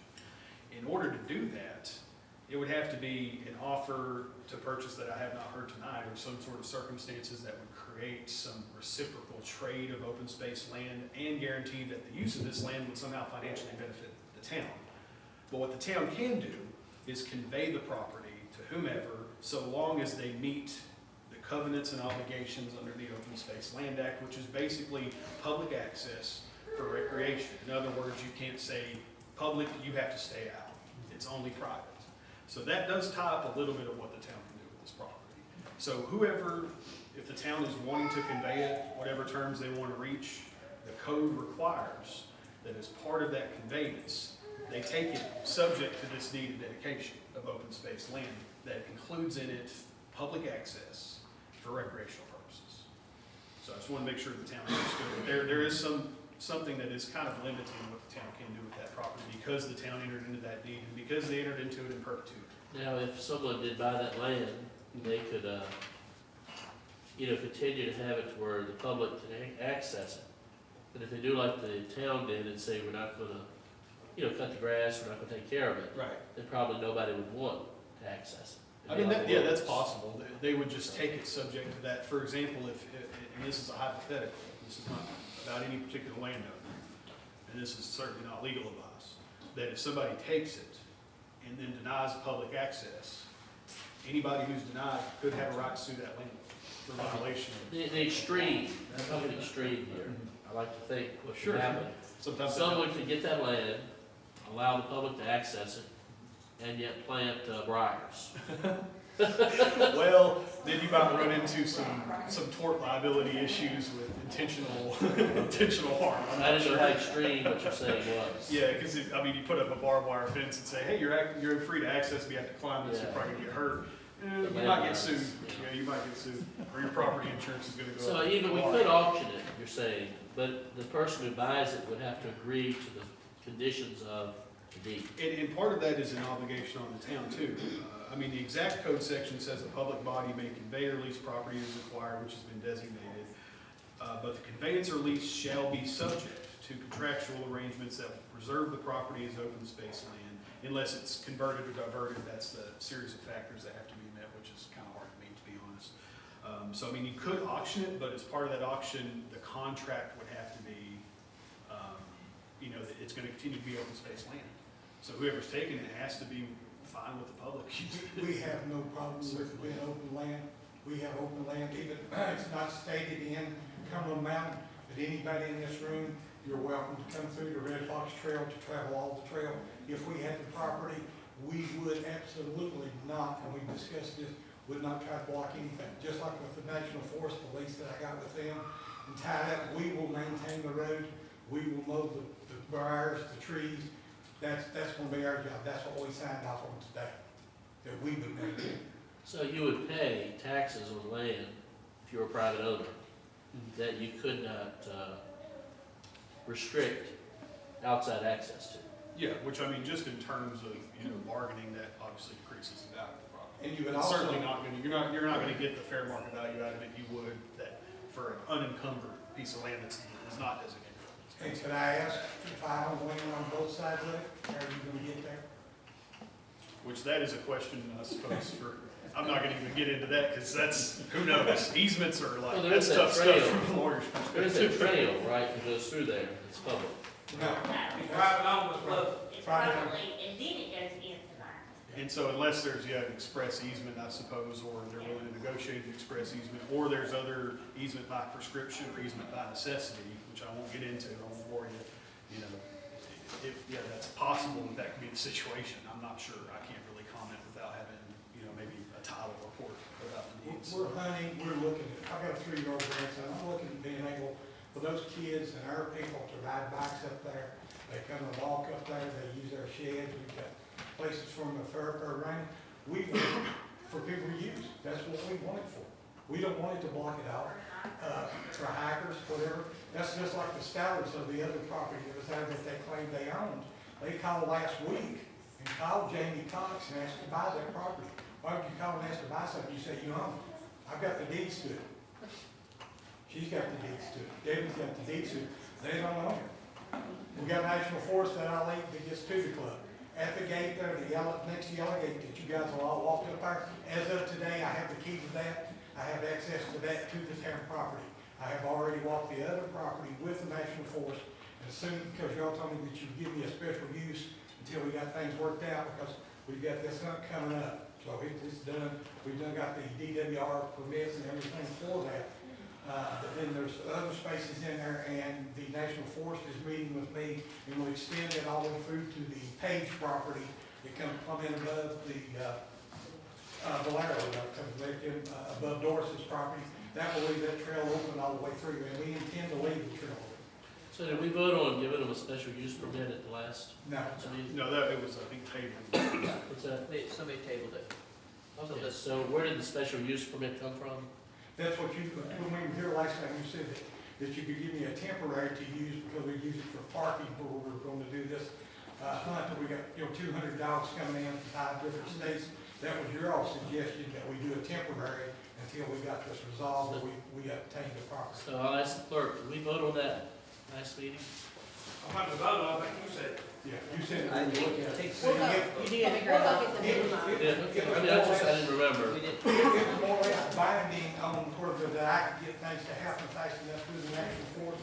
And I'll be truthful with you, I have worked diligently every day to get this to happen before this meeting. And if I recall, that a lot of that question was just in terms of like, what would you need in order to get what you needed? Right? Yeah. And I do want to ask one question and then make one point about what you're saying is, First, do you all use any firearms in your hunts? No, No. sir. Okay, I didn't think so, but I wanted to make sure. He's not allowed to have. Hey, in hunts, no firearms, no alcohol, no drugs, nothing. As you can tell, I'm not a coon. Now, the other thing that you gotta realize, that the people that live there, like Mr. Bentley and some of these other guys that's around here, that is national forest. If people comes in, I've got a gentleman sitting right back here that's hunted this property and in that area for the last 50 years. He is not gonna stop traveling through there, he's not gonna stop hunting national forest. You can't post national forest, you can't tell people to stay off of it. And the other Now, thing, we're not gonna turn dogs loose from the hunt club. right, Our hunts are not based on that. Matter of fact, 99% of the hunts are done from my property that I lease from Nature's Conservancy. I pay almost $20,000 a year to have property for us to hunt on. and I wanted to mention too, I mean, as far as the designation of this property right now, it is open land usage under the Open Space Land Act for recreational purposes, which is defined in the Code of Virginia, not in the Open Space Land Act, but in another section about definitions. Hunting is included in the recreation. So I think that legally, from the position we're at now, the public, anybody in the public has a right to access this property so long as they can get to it, as opposed through a lawful easement. And I think your club has a right to, use it to hunt. I still would urge the council to adopt some express, we're giving you permission to conduct this specific event, just because it is an event. Right. But I think that because it's open space land, I mean, that is a wide array of recreational usage, I think. And is we're important. gonna have open gate, we're gonna have to travel it. As a matter of fact, we're gonna start working this weekend on the National Forest Park to finish trimming the roads. Debbie's done a lot already, but we'll travel it to have the vehicles so those people get out there and they're not gonna scratch a $30,000, $50,000 vehicle out that road. And just to clarify too, for people in the audience who live near that, I did say something about hunting on the property, that probably scared you. I do want to clarify too, there's other code sections about hunting your homes. So it's still unlawful to do it within such a, that's firearm. So I want That's to fire. clarify what you're talking about. Sure. You're saying we need to get express permission, or you're talking about for a temporary basis? I think just for them to have this event, I think it would just be helpful. Okay.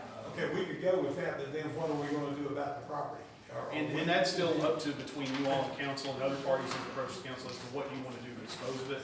But hopefully, I made sense when I was telling you kind of what your options are legally, because this is open space land. So it looks like to me, if what you're saying is correct, that the only person this property would be valuable to would be you. Is that what you're claiming? So why don't we just say, I make a motion that we put this property up for auction, and that if the proceeds are over $1,000, then the proceeds from the auction will be divided evenly among all of our taxpayer accounts.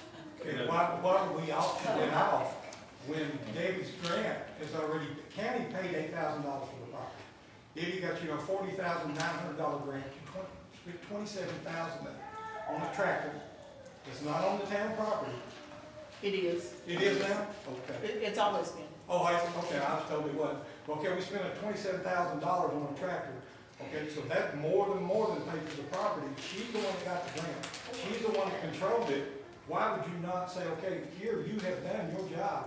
You have paid tenfold over what the property was worth. This is where I want it to go because people can actually use this. Not only the hunt club, this is Pine Mountain Naturalists, this is the school, this is the churches. We do these hunts, like I said, for these disabled kids. We'll have a youth hunt, like I said, Commonwealth Attorney. We're doing a memorial hunt for his dad. His dad, Brett has been a member, still a member, has been since he was 9 years old.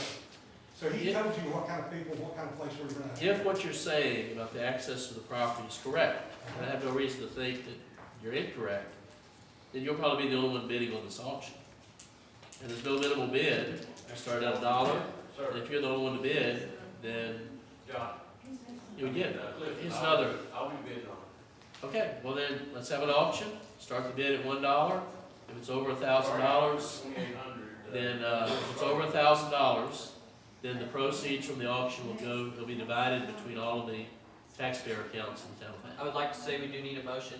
Yeah, before you put a motion to this, do this. Well, it may not pass. Okay. Well, before you do what you want to do, I really think you need to have a closed session and let me talk to you for a minute before all this goes on.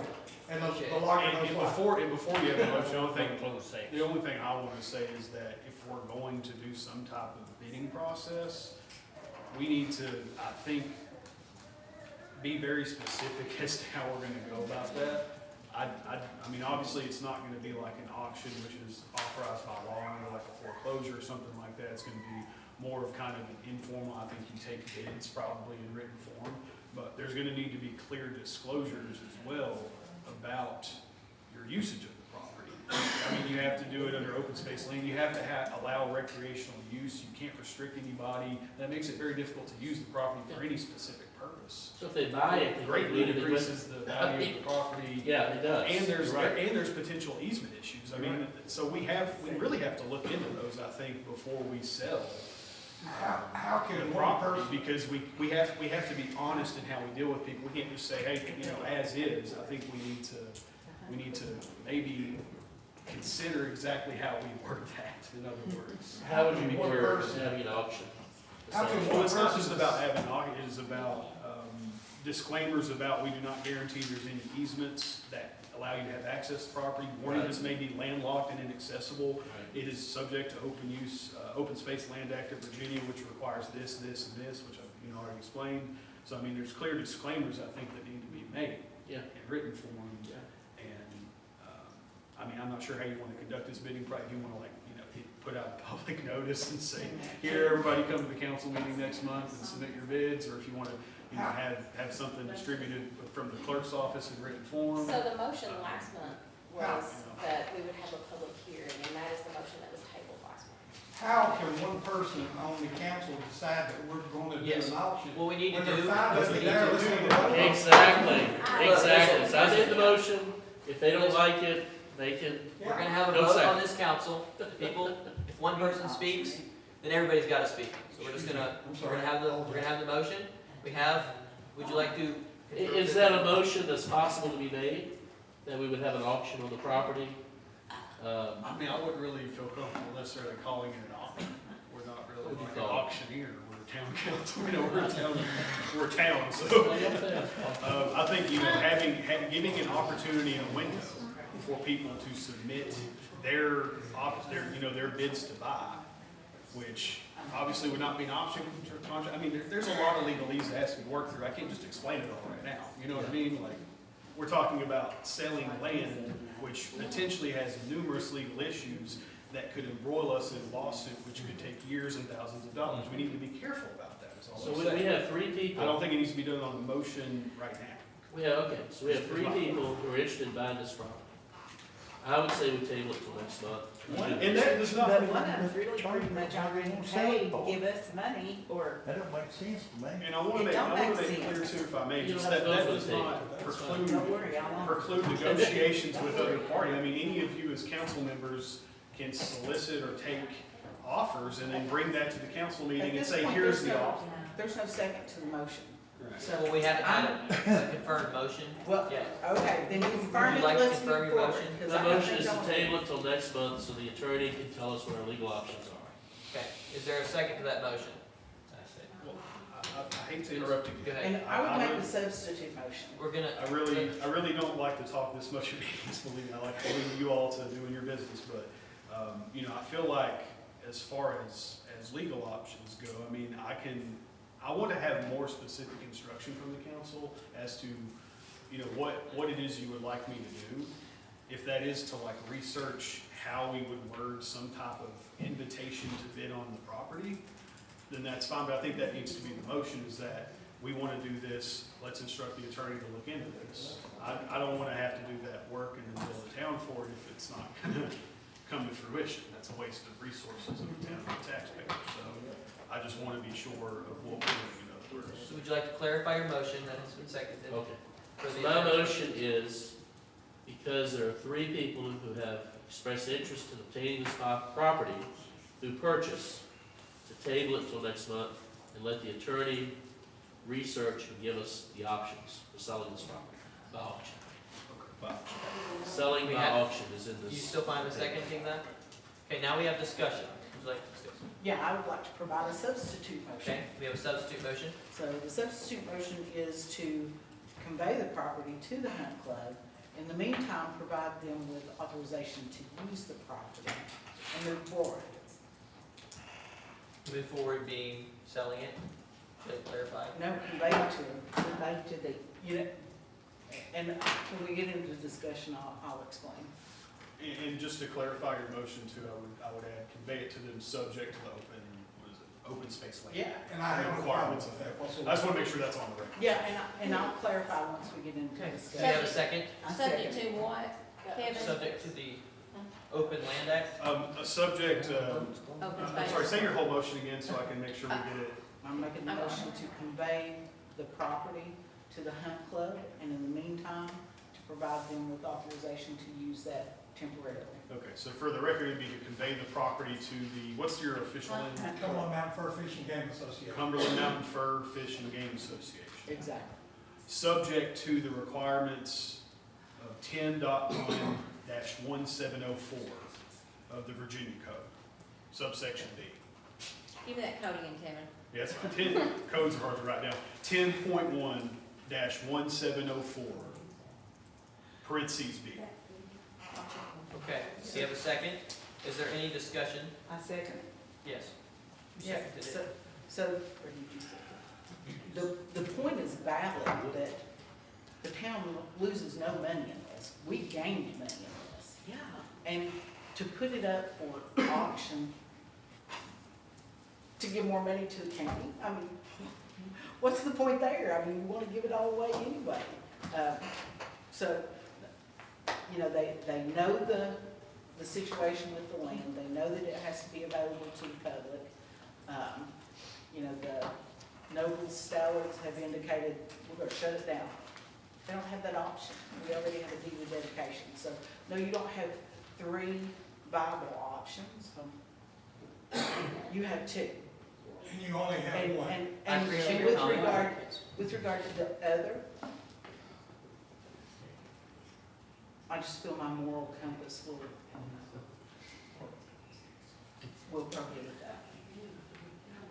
Okay, any more discussion?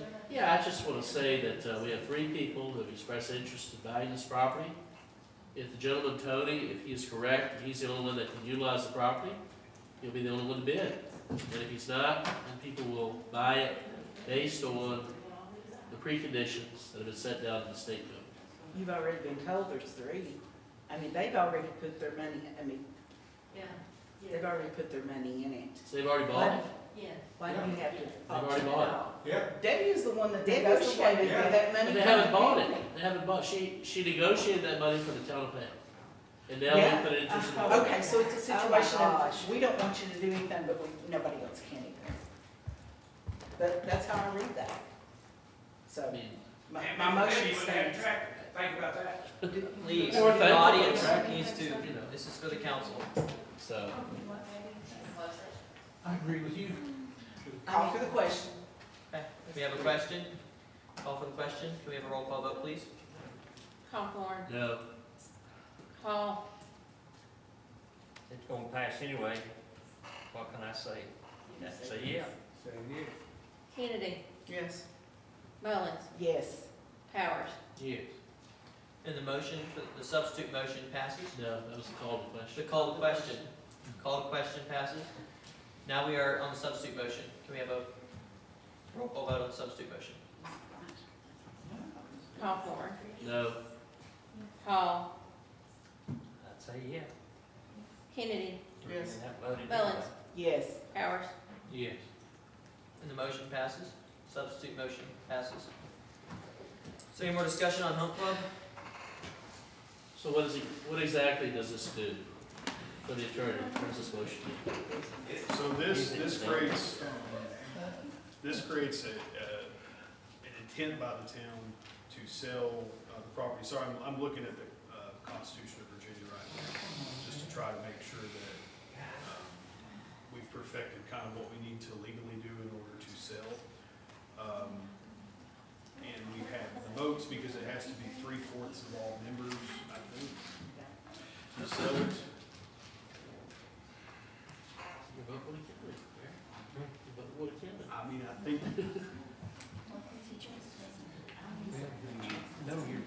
so I mean, this is part of why, you know, if we were gonna sell property, it would be nice to have some time to research things.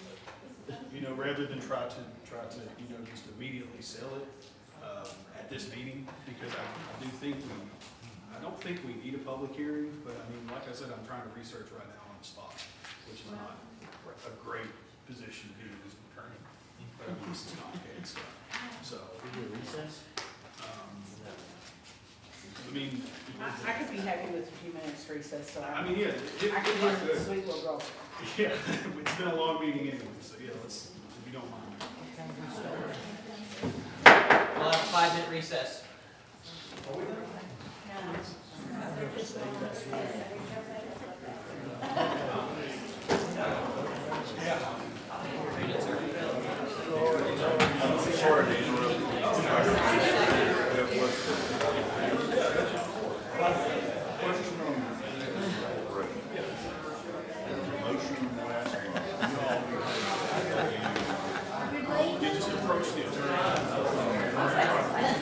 come on. Let's get the end of it first. You know, let's get the end of it. You go home and you won't sleep a wink of wondering what happened after that. We should basically just say.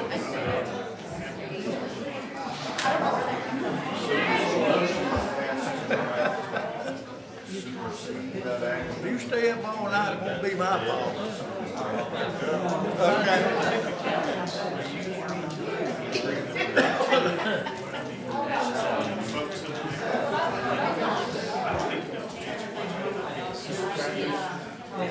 Did you figure out where it's going to be at Expressway's coming through?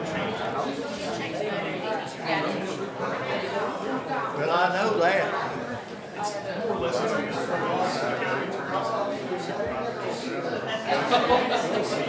Well, they said the same part out Glenwood,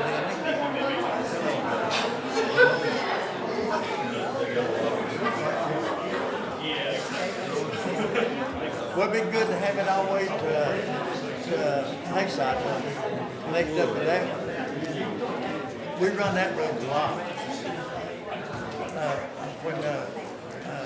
Through the summer, you know. Matter of fact, I go where yet and pick my daughter up from Roseville to Kingsport and come back that way.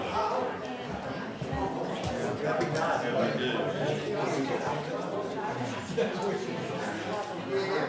To be on the safe side, Tim Kathy give you a couple of sleeping pills. My professional wrestler, yeah, there you go. Yeah. Don't let this keep you up now.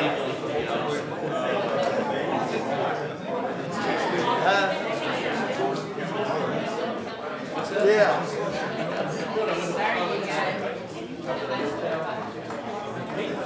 No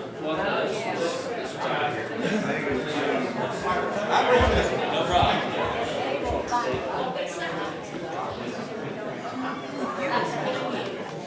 Paper, she's got an appointment in the morning at 10 o'clock at Pax.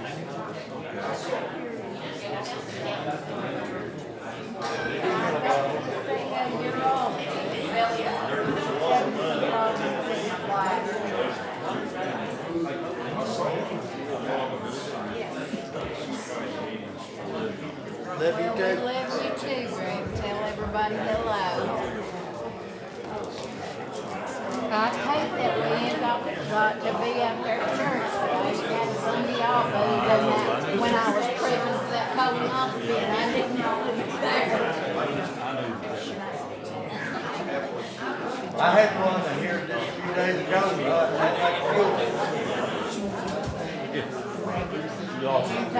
You too, be careful. All right.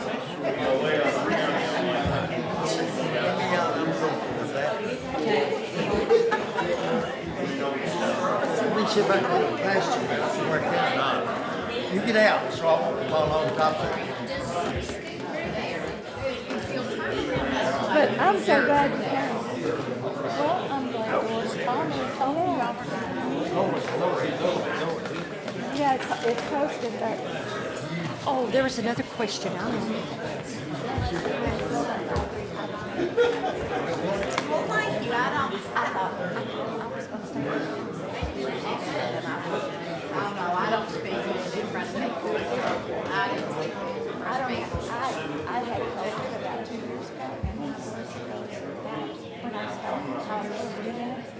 It's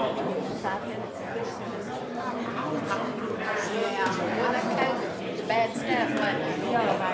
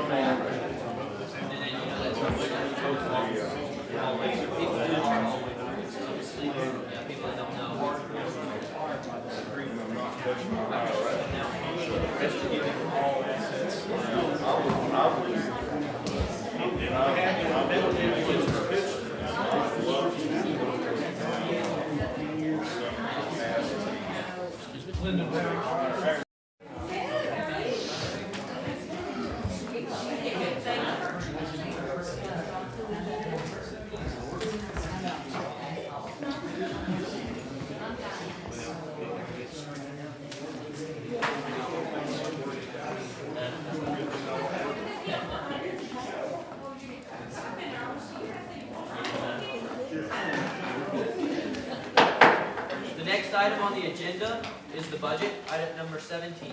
Actually, if we could briefly go back to that issue, I wanted to clarify something. I was trying to research and listen and advise and do too many things at once. What I suggest happening, because this motion just passed to sell it to the Cumberland for fish hunting, I'm sorry, there's game for. So what needs to happen before that conveyance and that deed can be signed would be a public hearing like we had when we bought it. So I think that it would be suitable to put a motion to the council to have a public hearing to sell that property. And in the meantime, I need to look into one issue. There is a provision in the Constitution of Virginia that says if you sell public property, that you have to get a 3/4 majority of council to do it. So after the public hearing, that vote, I need to do some research to see if that would apply, because my thinking is there's another subdivision in the Open Space Land Act that says you can convey it. It doesn't say subject to, Article 7, Section 9 of the Virginia Constitution. So my initial thinking is that we don't need a 3/4 majority to sell it. But I do want to look into that issue, and you do either way need a public hearing. So we'll need to get a motion on that and advertise that for next meeting if that's how the council wants to proceed. Is there a motion for a public hearing for next month? Motion to have a public hearing next month, but still in the meantime, provide him with authorization to use the property. Okay. And Madam Clerk, just to clarify, that motion for public hearing basically will mimic the same language as the previous motion. Public hearing to convey to the, the association, subject to the Open Space Land Act. And in the meantime, of course, allow the usage. Okay, we have a second. Is there any discussion? And so this, the first vote was null and void? I mean, basically, yeah. Basically, because there will need to be another vote after public hearing. And does this vote need to be 3/4 in order to? See, that's what I'm going to look into. My initial thinking is no. And again, that's because there is another code section which says you can sell this land, and it doesn't say subject to, this section of the Constitution. But the section that deals with selling property does say that. So I'm going to, do some research. So if it doesn't make 3/4 vote, and you do the research, and it shows that it's, has to be a 3/4 vote, then that null and voids the vote. Well, I think the vote was null and void anyway, because it wasn't I mean, conducted. this vote, it would be null and void if. That was tonight? That we're gonna do right now. This is for a public hearing. No, this is just for the public hearing. So it That's doesn't a matter. simple majority. Okay. Yeah, just to have the public hearing. It's the vote that happens to actually convey the property after the public hearing that may or may not be subject to that supermajority requirement. Okay. So we have any more discussion? Okay. Do we have a roll call vote on the public hearing motion? Cawthorn, No. Hall, That's a yeah. Kennedy, Yes. Mullins, Yes. Powers. Yes. Okay, and the motion to have a public hearing has passed. So any more discussion on Hunt Club before we move on? Just want to be clear, one last time, that the previous substitute motion, it just has the same wording, but with the public hearing. Yeah, pretty much. It's just, we're wanting to convey the property, but, well, let me put it this way. The previous motion, you can just insert somewhere in that to have a public hearing to Okay. convey. Okay. Yeah. We just wanna make sure for, Yeah, the main thing is Clarity's getting that subject to the Open Space Land Act and their actual organization's title in it. Okay. That's the main thing I wanted to have in the records. okay. Okay. So, no, we're gonna have a, public comment in just a few minutes, Will. So, to clarify though, on her motion, she gave permission for them to have their, event. Yes. Right, so you do have permission. Yeah, okay. Which I kind of thought you did anyway. Yeah. You know, just under the Open Space Land Act, but yeah. it's Yeah, expressed Brittany in can there. provide you a letter Okay. indicating that you have that. Yeah, I just don't wanna get on the property and create a problem. Okay. Any more discussion on item number 16? We will move on to item number 17, which is budget. Is there a discussion about this? And maybe a motion? One of the things we have to look for, and I think a lot of people are missing this, is that not only is the county's taxes going up dramatically because of these assessments, but the town taxes are going to go up dramatically as well. And because we base our taxes on the county assessments. And so what I would like as we go toward the budget is for our town manager to provide us with what the tax rate would need to be changed to in order to maintain maybe a slightly higher or the same amount of income based on the new assessments. And I would think, if it's like the county, that would be going from 44 cents for $100 to around 35 cents for $100. And that would kind of, and also for the attorney, is there a state law that says if assessments go up by so much that you have to adjust your rate down, or else it is a rate increase? So say that. So if the assessments go up, 30 to 40%, Start the county assessments, right? yeah, the county assessments, which we base our taxes on, do we have to adjust our rate down so that we're collecting the same amount of money from the taxpayers? Or is that something that is not part of the state code? Okay. I'd heard that was part of the state code, Right. I never heard that. I don't think so. because everybody's talking about the county, they keep the same rate, Right. 69 cents for $100. But everybody's talking about, this is a big tax increase.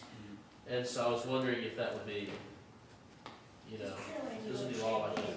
Right, and that's something that I can look into, and one thing I wanted to mention too, since the budget was on the agenda, whoever put it on there, thank you for doing that, because I was gonna suggest it be on here You're welcome. anyway. Because it would probably be smart for the council to go ahead and set a budget workshop earlier rather than later, to go ahead and get, because we need to have that voted in by, I believe, the May meeting, in order to meet all our notice requirements, and if we're gonna have questions, I figured with the new county assessments, there would be some question about like, is there, for example, legal requirement to adjust your real estate tax?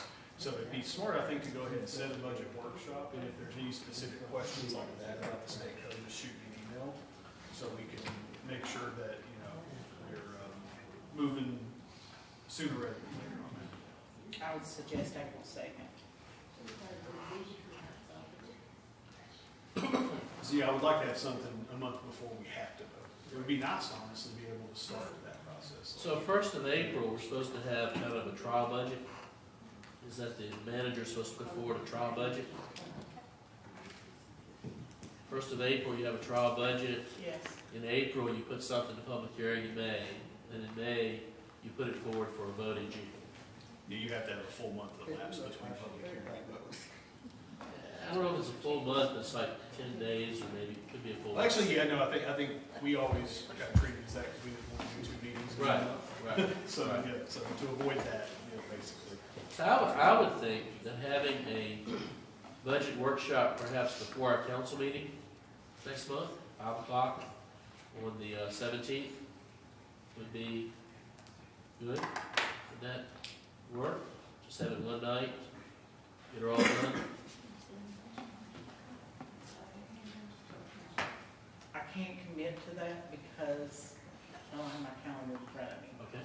I know I don't have anything April 2nd, and that's why I was pushing it out there. I was pushing it back toward having this trial budget by April 1st. Are you talking about having it directly before the council meeting on the 17th of March? Yes, like at 5 o'clock. So the 12th through the 17th, which is the 17th is the meeting, would work for me. Very well for me. The 12th, which is the Thursday, 13th is Friday, and then the Monday and Tuesday. So the meeting's on a Tuesday. I'll be. Well, then that would be after she's supposed to have the trial budget. The day after. Yeah.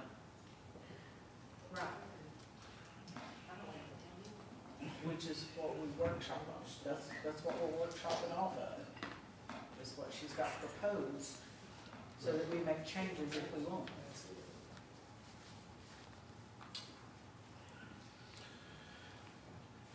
So what's the date? I'm making a motion that we have it on April 2nd, What time? 6 o'clock. Would you suggest we have it before or after the, proposed trial budget? I mean, I don't think it matters much as long as you all have budgets to debate and vote on by May. So you'll The have way you all a want to do that, leave that up to you all. tentative budget April 1st, and we'll meet on April 2nd to discuss it. Is that good? So 6 o'clock, that's fine. April 2nd. April 2nd.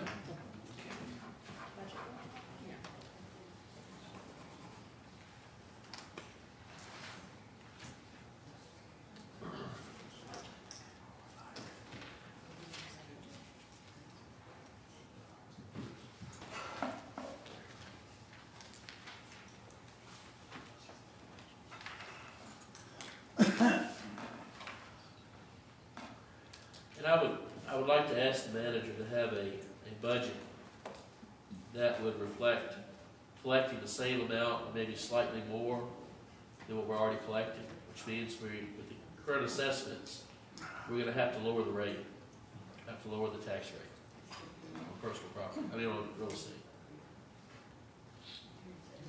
Okay. Any more discussion on budget? And also, I would like to have, for 2025, a list of the business taxes that were paid in 2025. Get an idea of which businesses are paying taxes, which ones aren't, and kind of get the balance of the income from our businesses. So if we can have that. What kind of taxes? So the sales tax, they pay a portion for the town each month. And so for a year. No, the sales tax comes through the state. They do their So- business license fee. Yeah, business license fee, plus they pay some on the profits they make, correct? That's through the business license. Yeah. Yeah, it's It's based off their gross receipts. Gross receipts. Yeah, it's Right. Yeah, well, that's what I'm talking about. That's 2000. That's a business license tax, basically. That's fine, so the business license tag, whatever you want to call it, for 2025, to see how much each business, who are our businesses, how much have they been paying for the town. Okay. Is there anything on budget that needs to be discussed? Okay. We move on to other business. Is there any other business? If there is none, we'll move to public comment. If there's someone from the audience who'd like to get up and give a public comment.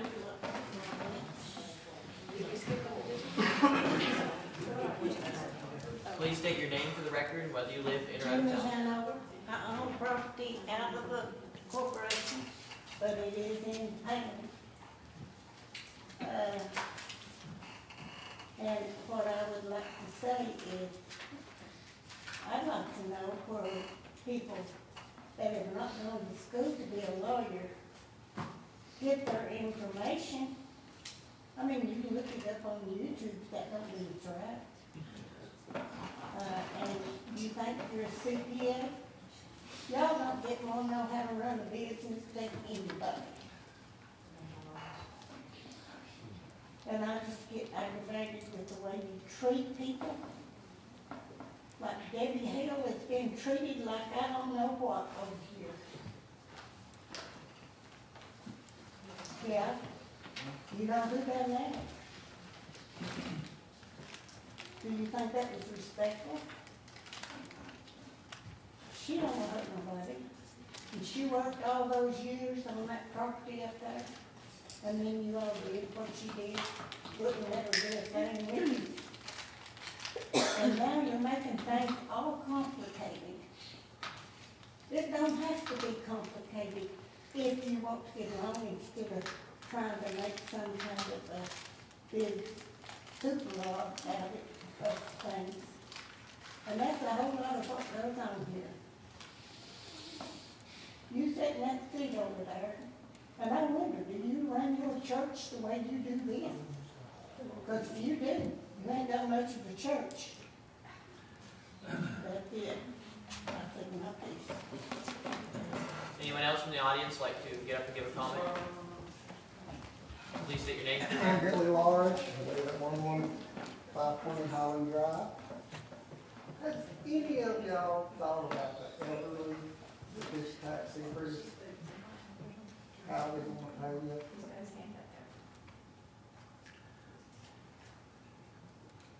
Mr. Cawthorn talking about dropping the rate for the town. I say go with the charter.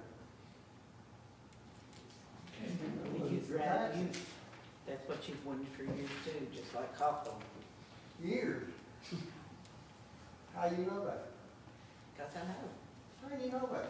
Because I've seen you here and I've seen you talk about, well, no, I have to take that back.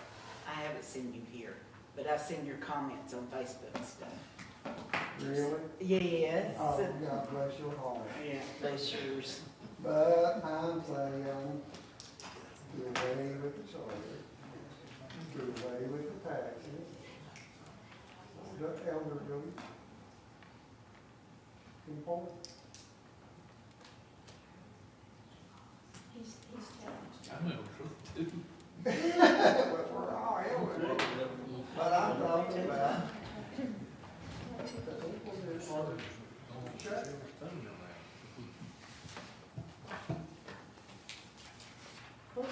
There's not really.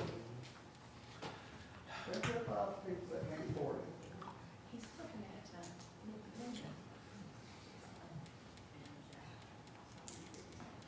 You want to think about it? I am elderly. That's all I gotta say. All right. For your comments, anyone else would like to get up, please state your name for the record, once again, and whether you live in or out of town. My name is Brenda Hurst. I live at 11703 Warby Canton Highway, Town, Virginia. We've been here discussing various items. You've been discussing them ad nauseum, particularly the tax issue. Again, I say, why do you want to come here and destroy this town and what this council has done? But as my daddy used to say, there's only two things that are certain in this life. It's death and taxes. We get our taxes starting at the federal level. They come down from the state level, they come down from the county level, they come down to our towns. We have to have taxes to have roads, street lights, sidewalks, maintenance, whatever. Everybody wants their cut of the taxes.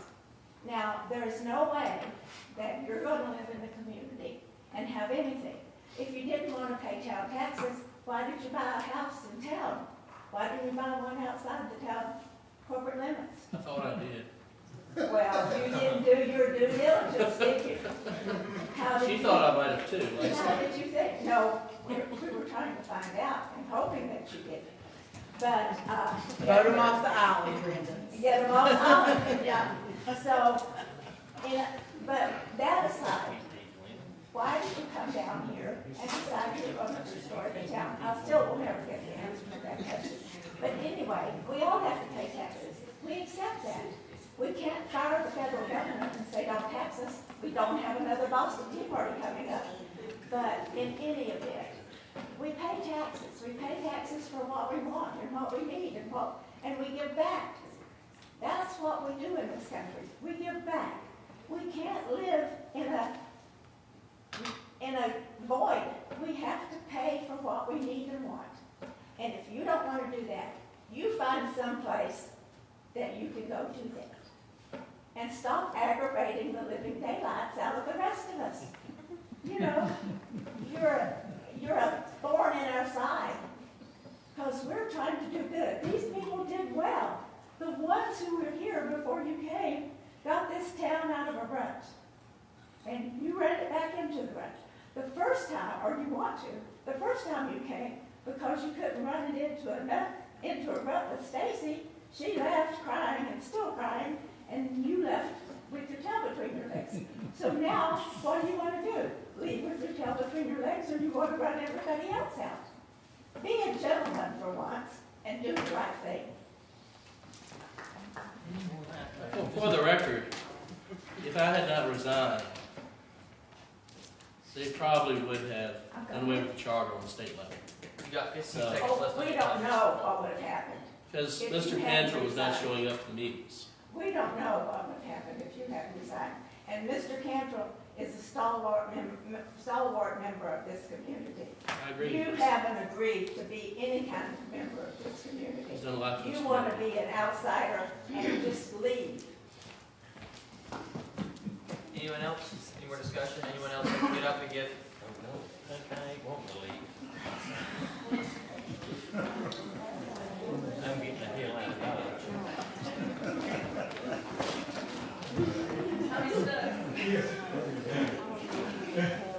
Please state your name for the record, and whether you live in or out of the town. Johnny Powers from Bull County. I just want to thank you guys for your time for looking at this. But those, the attorneys for taking the time before we got here to know what to do with the property. Which, you know, like I said before, that we will leave the property open.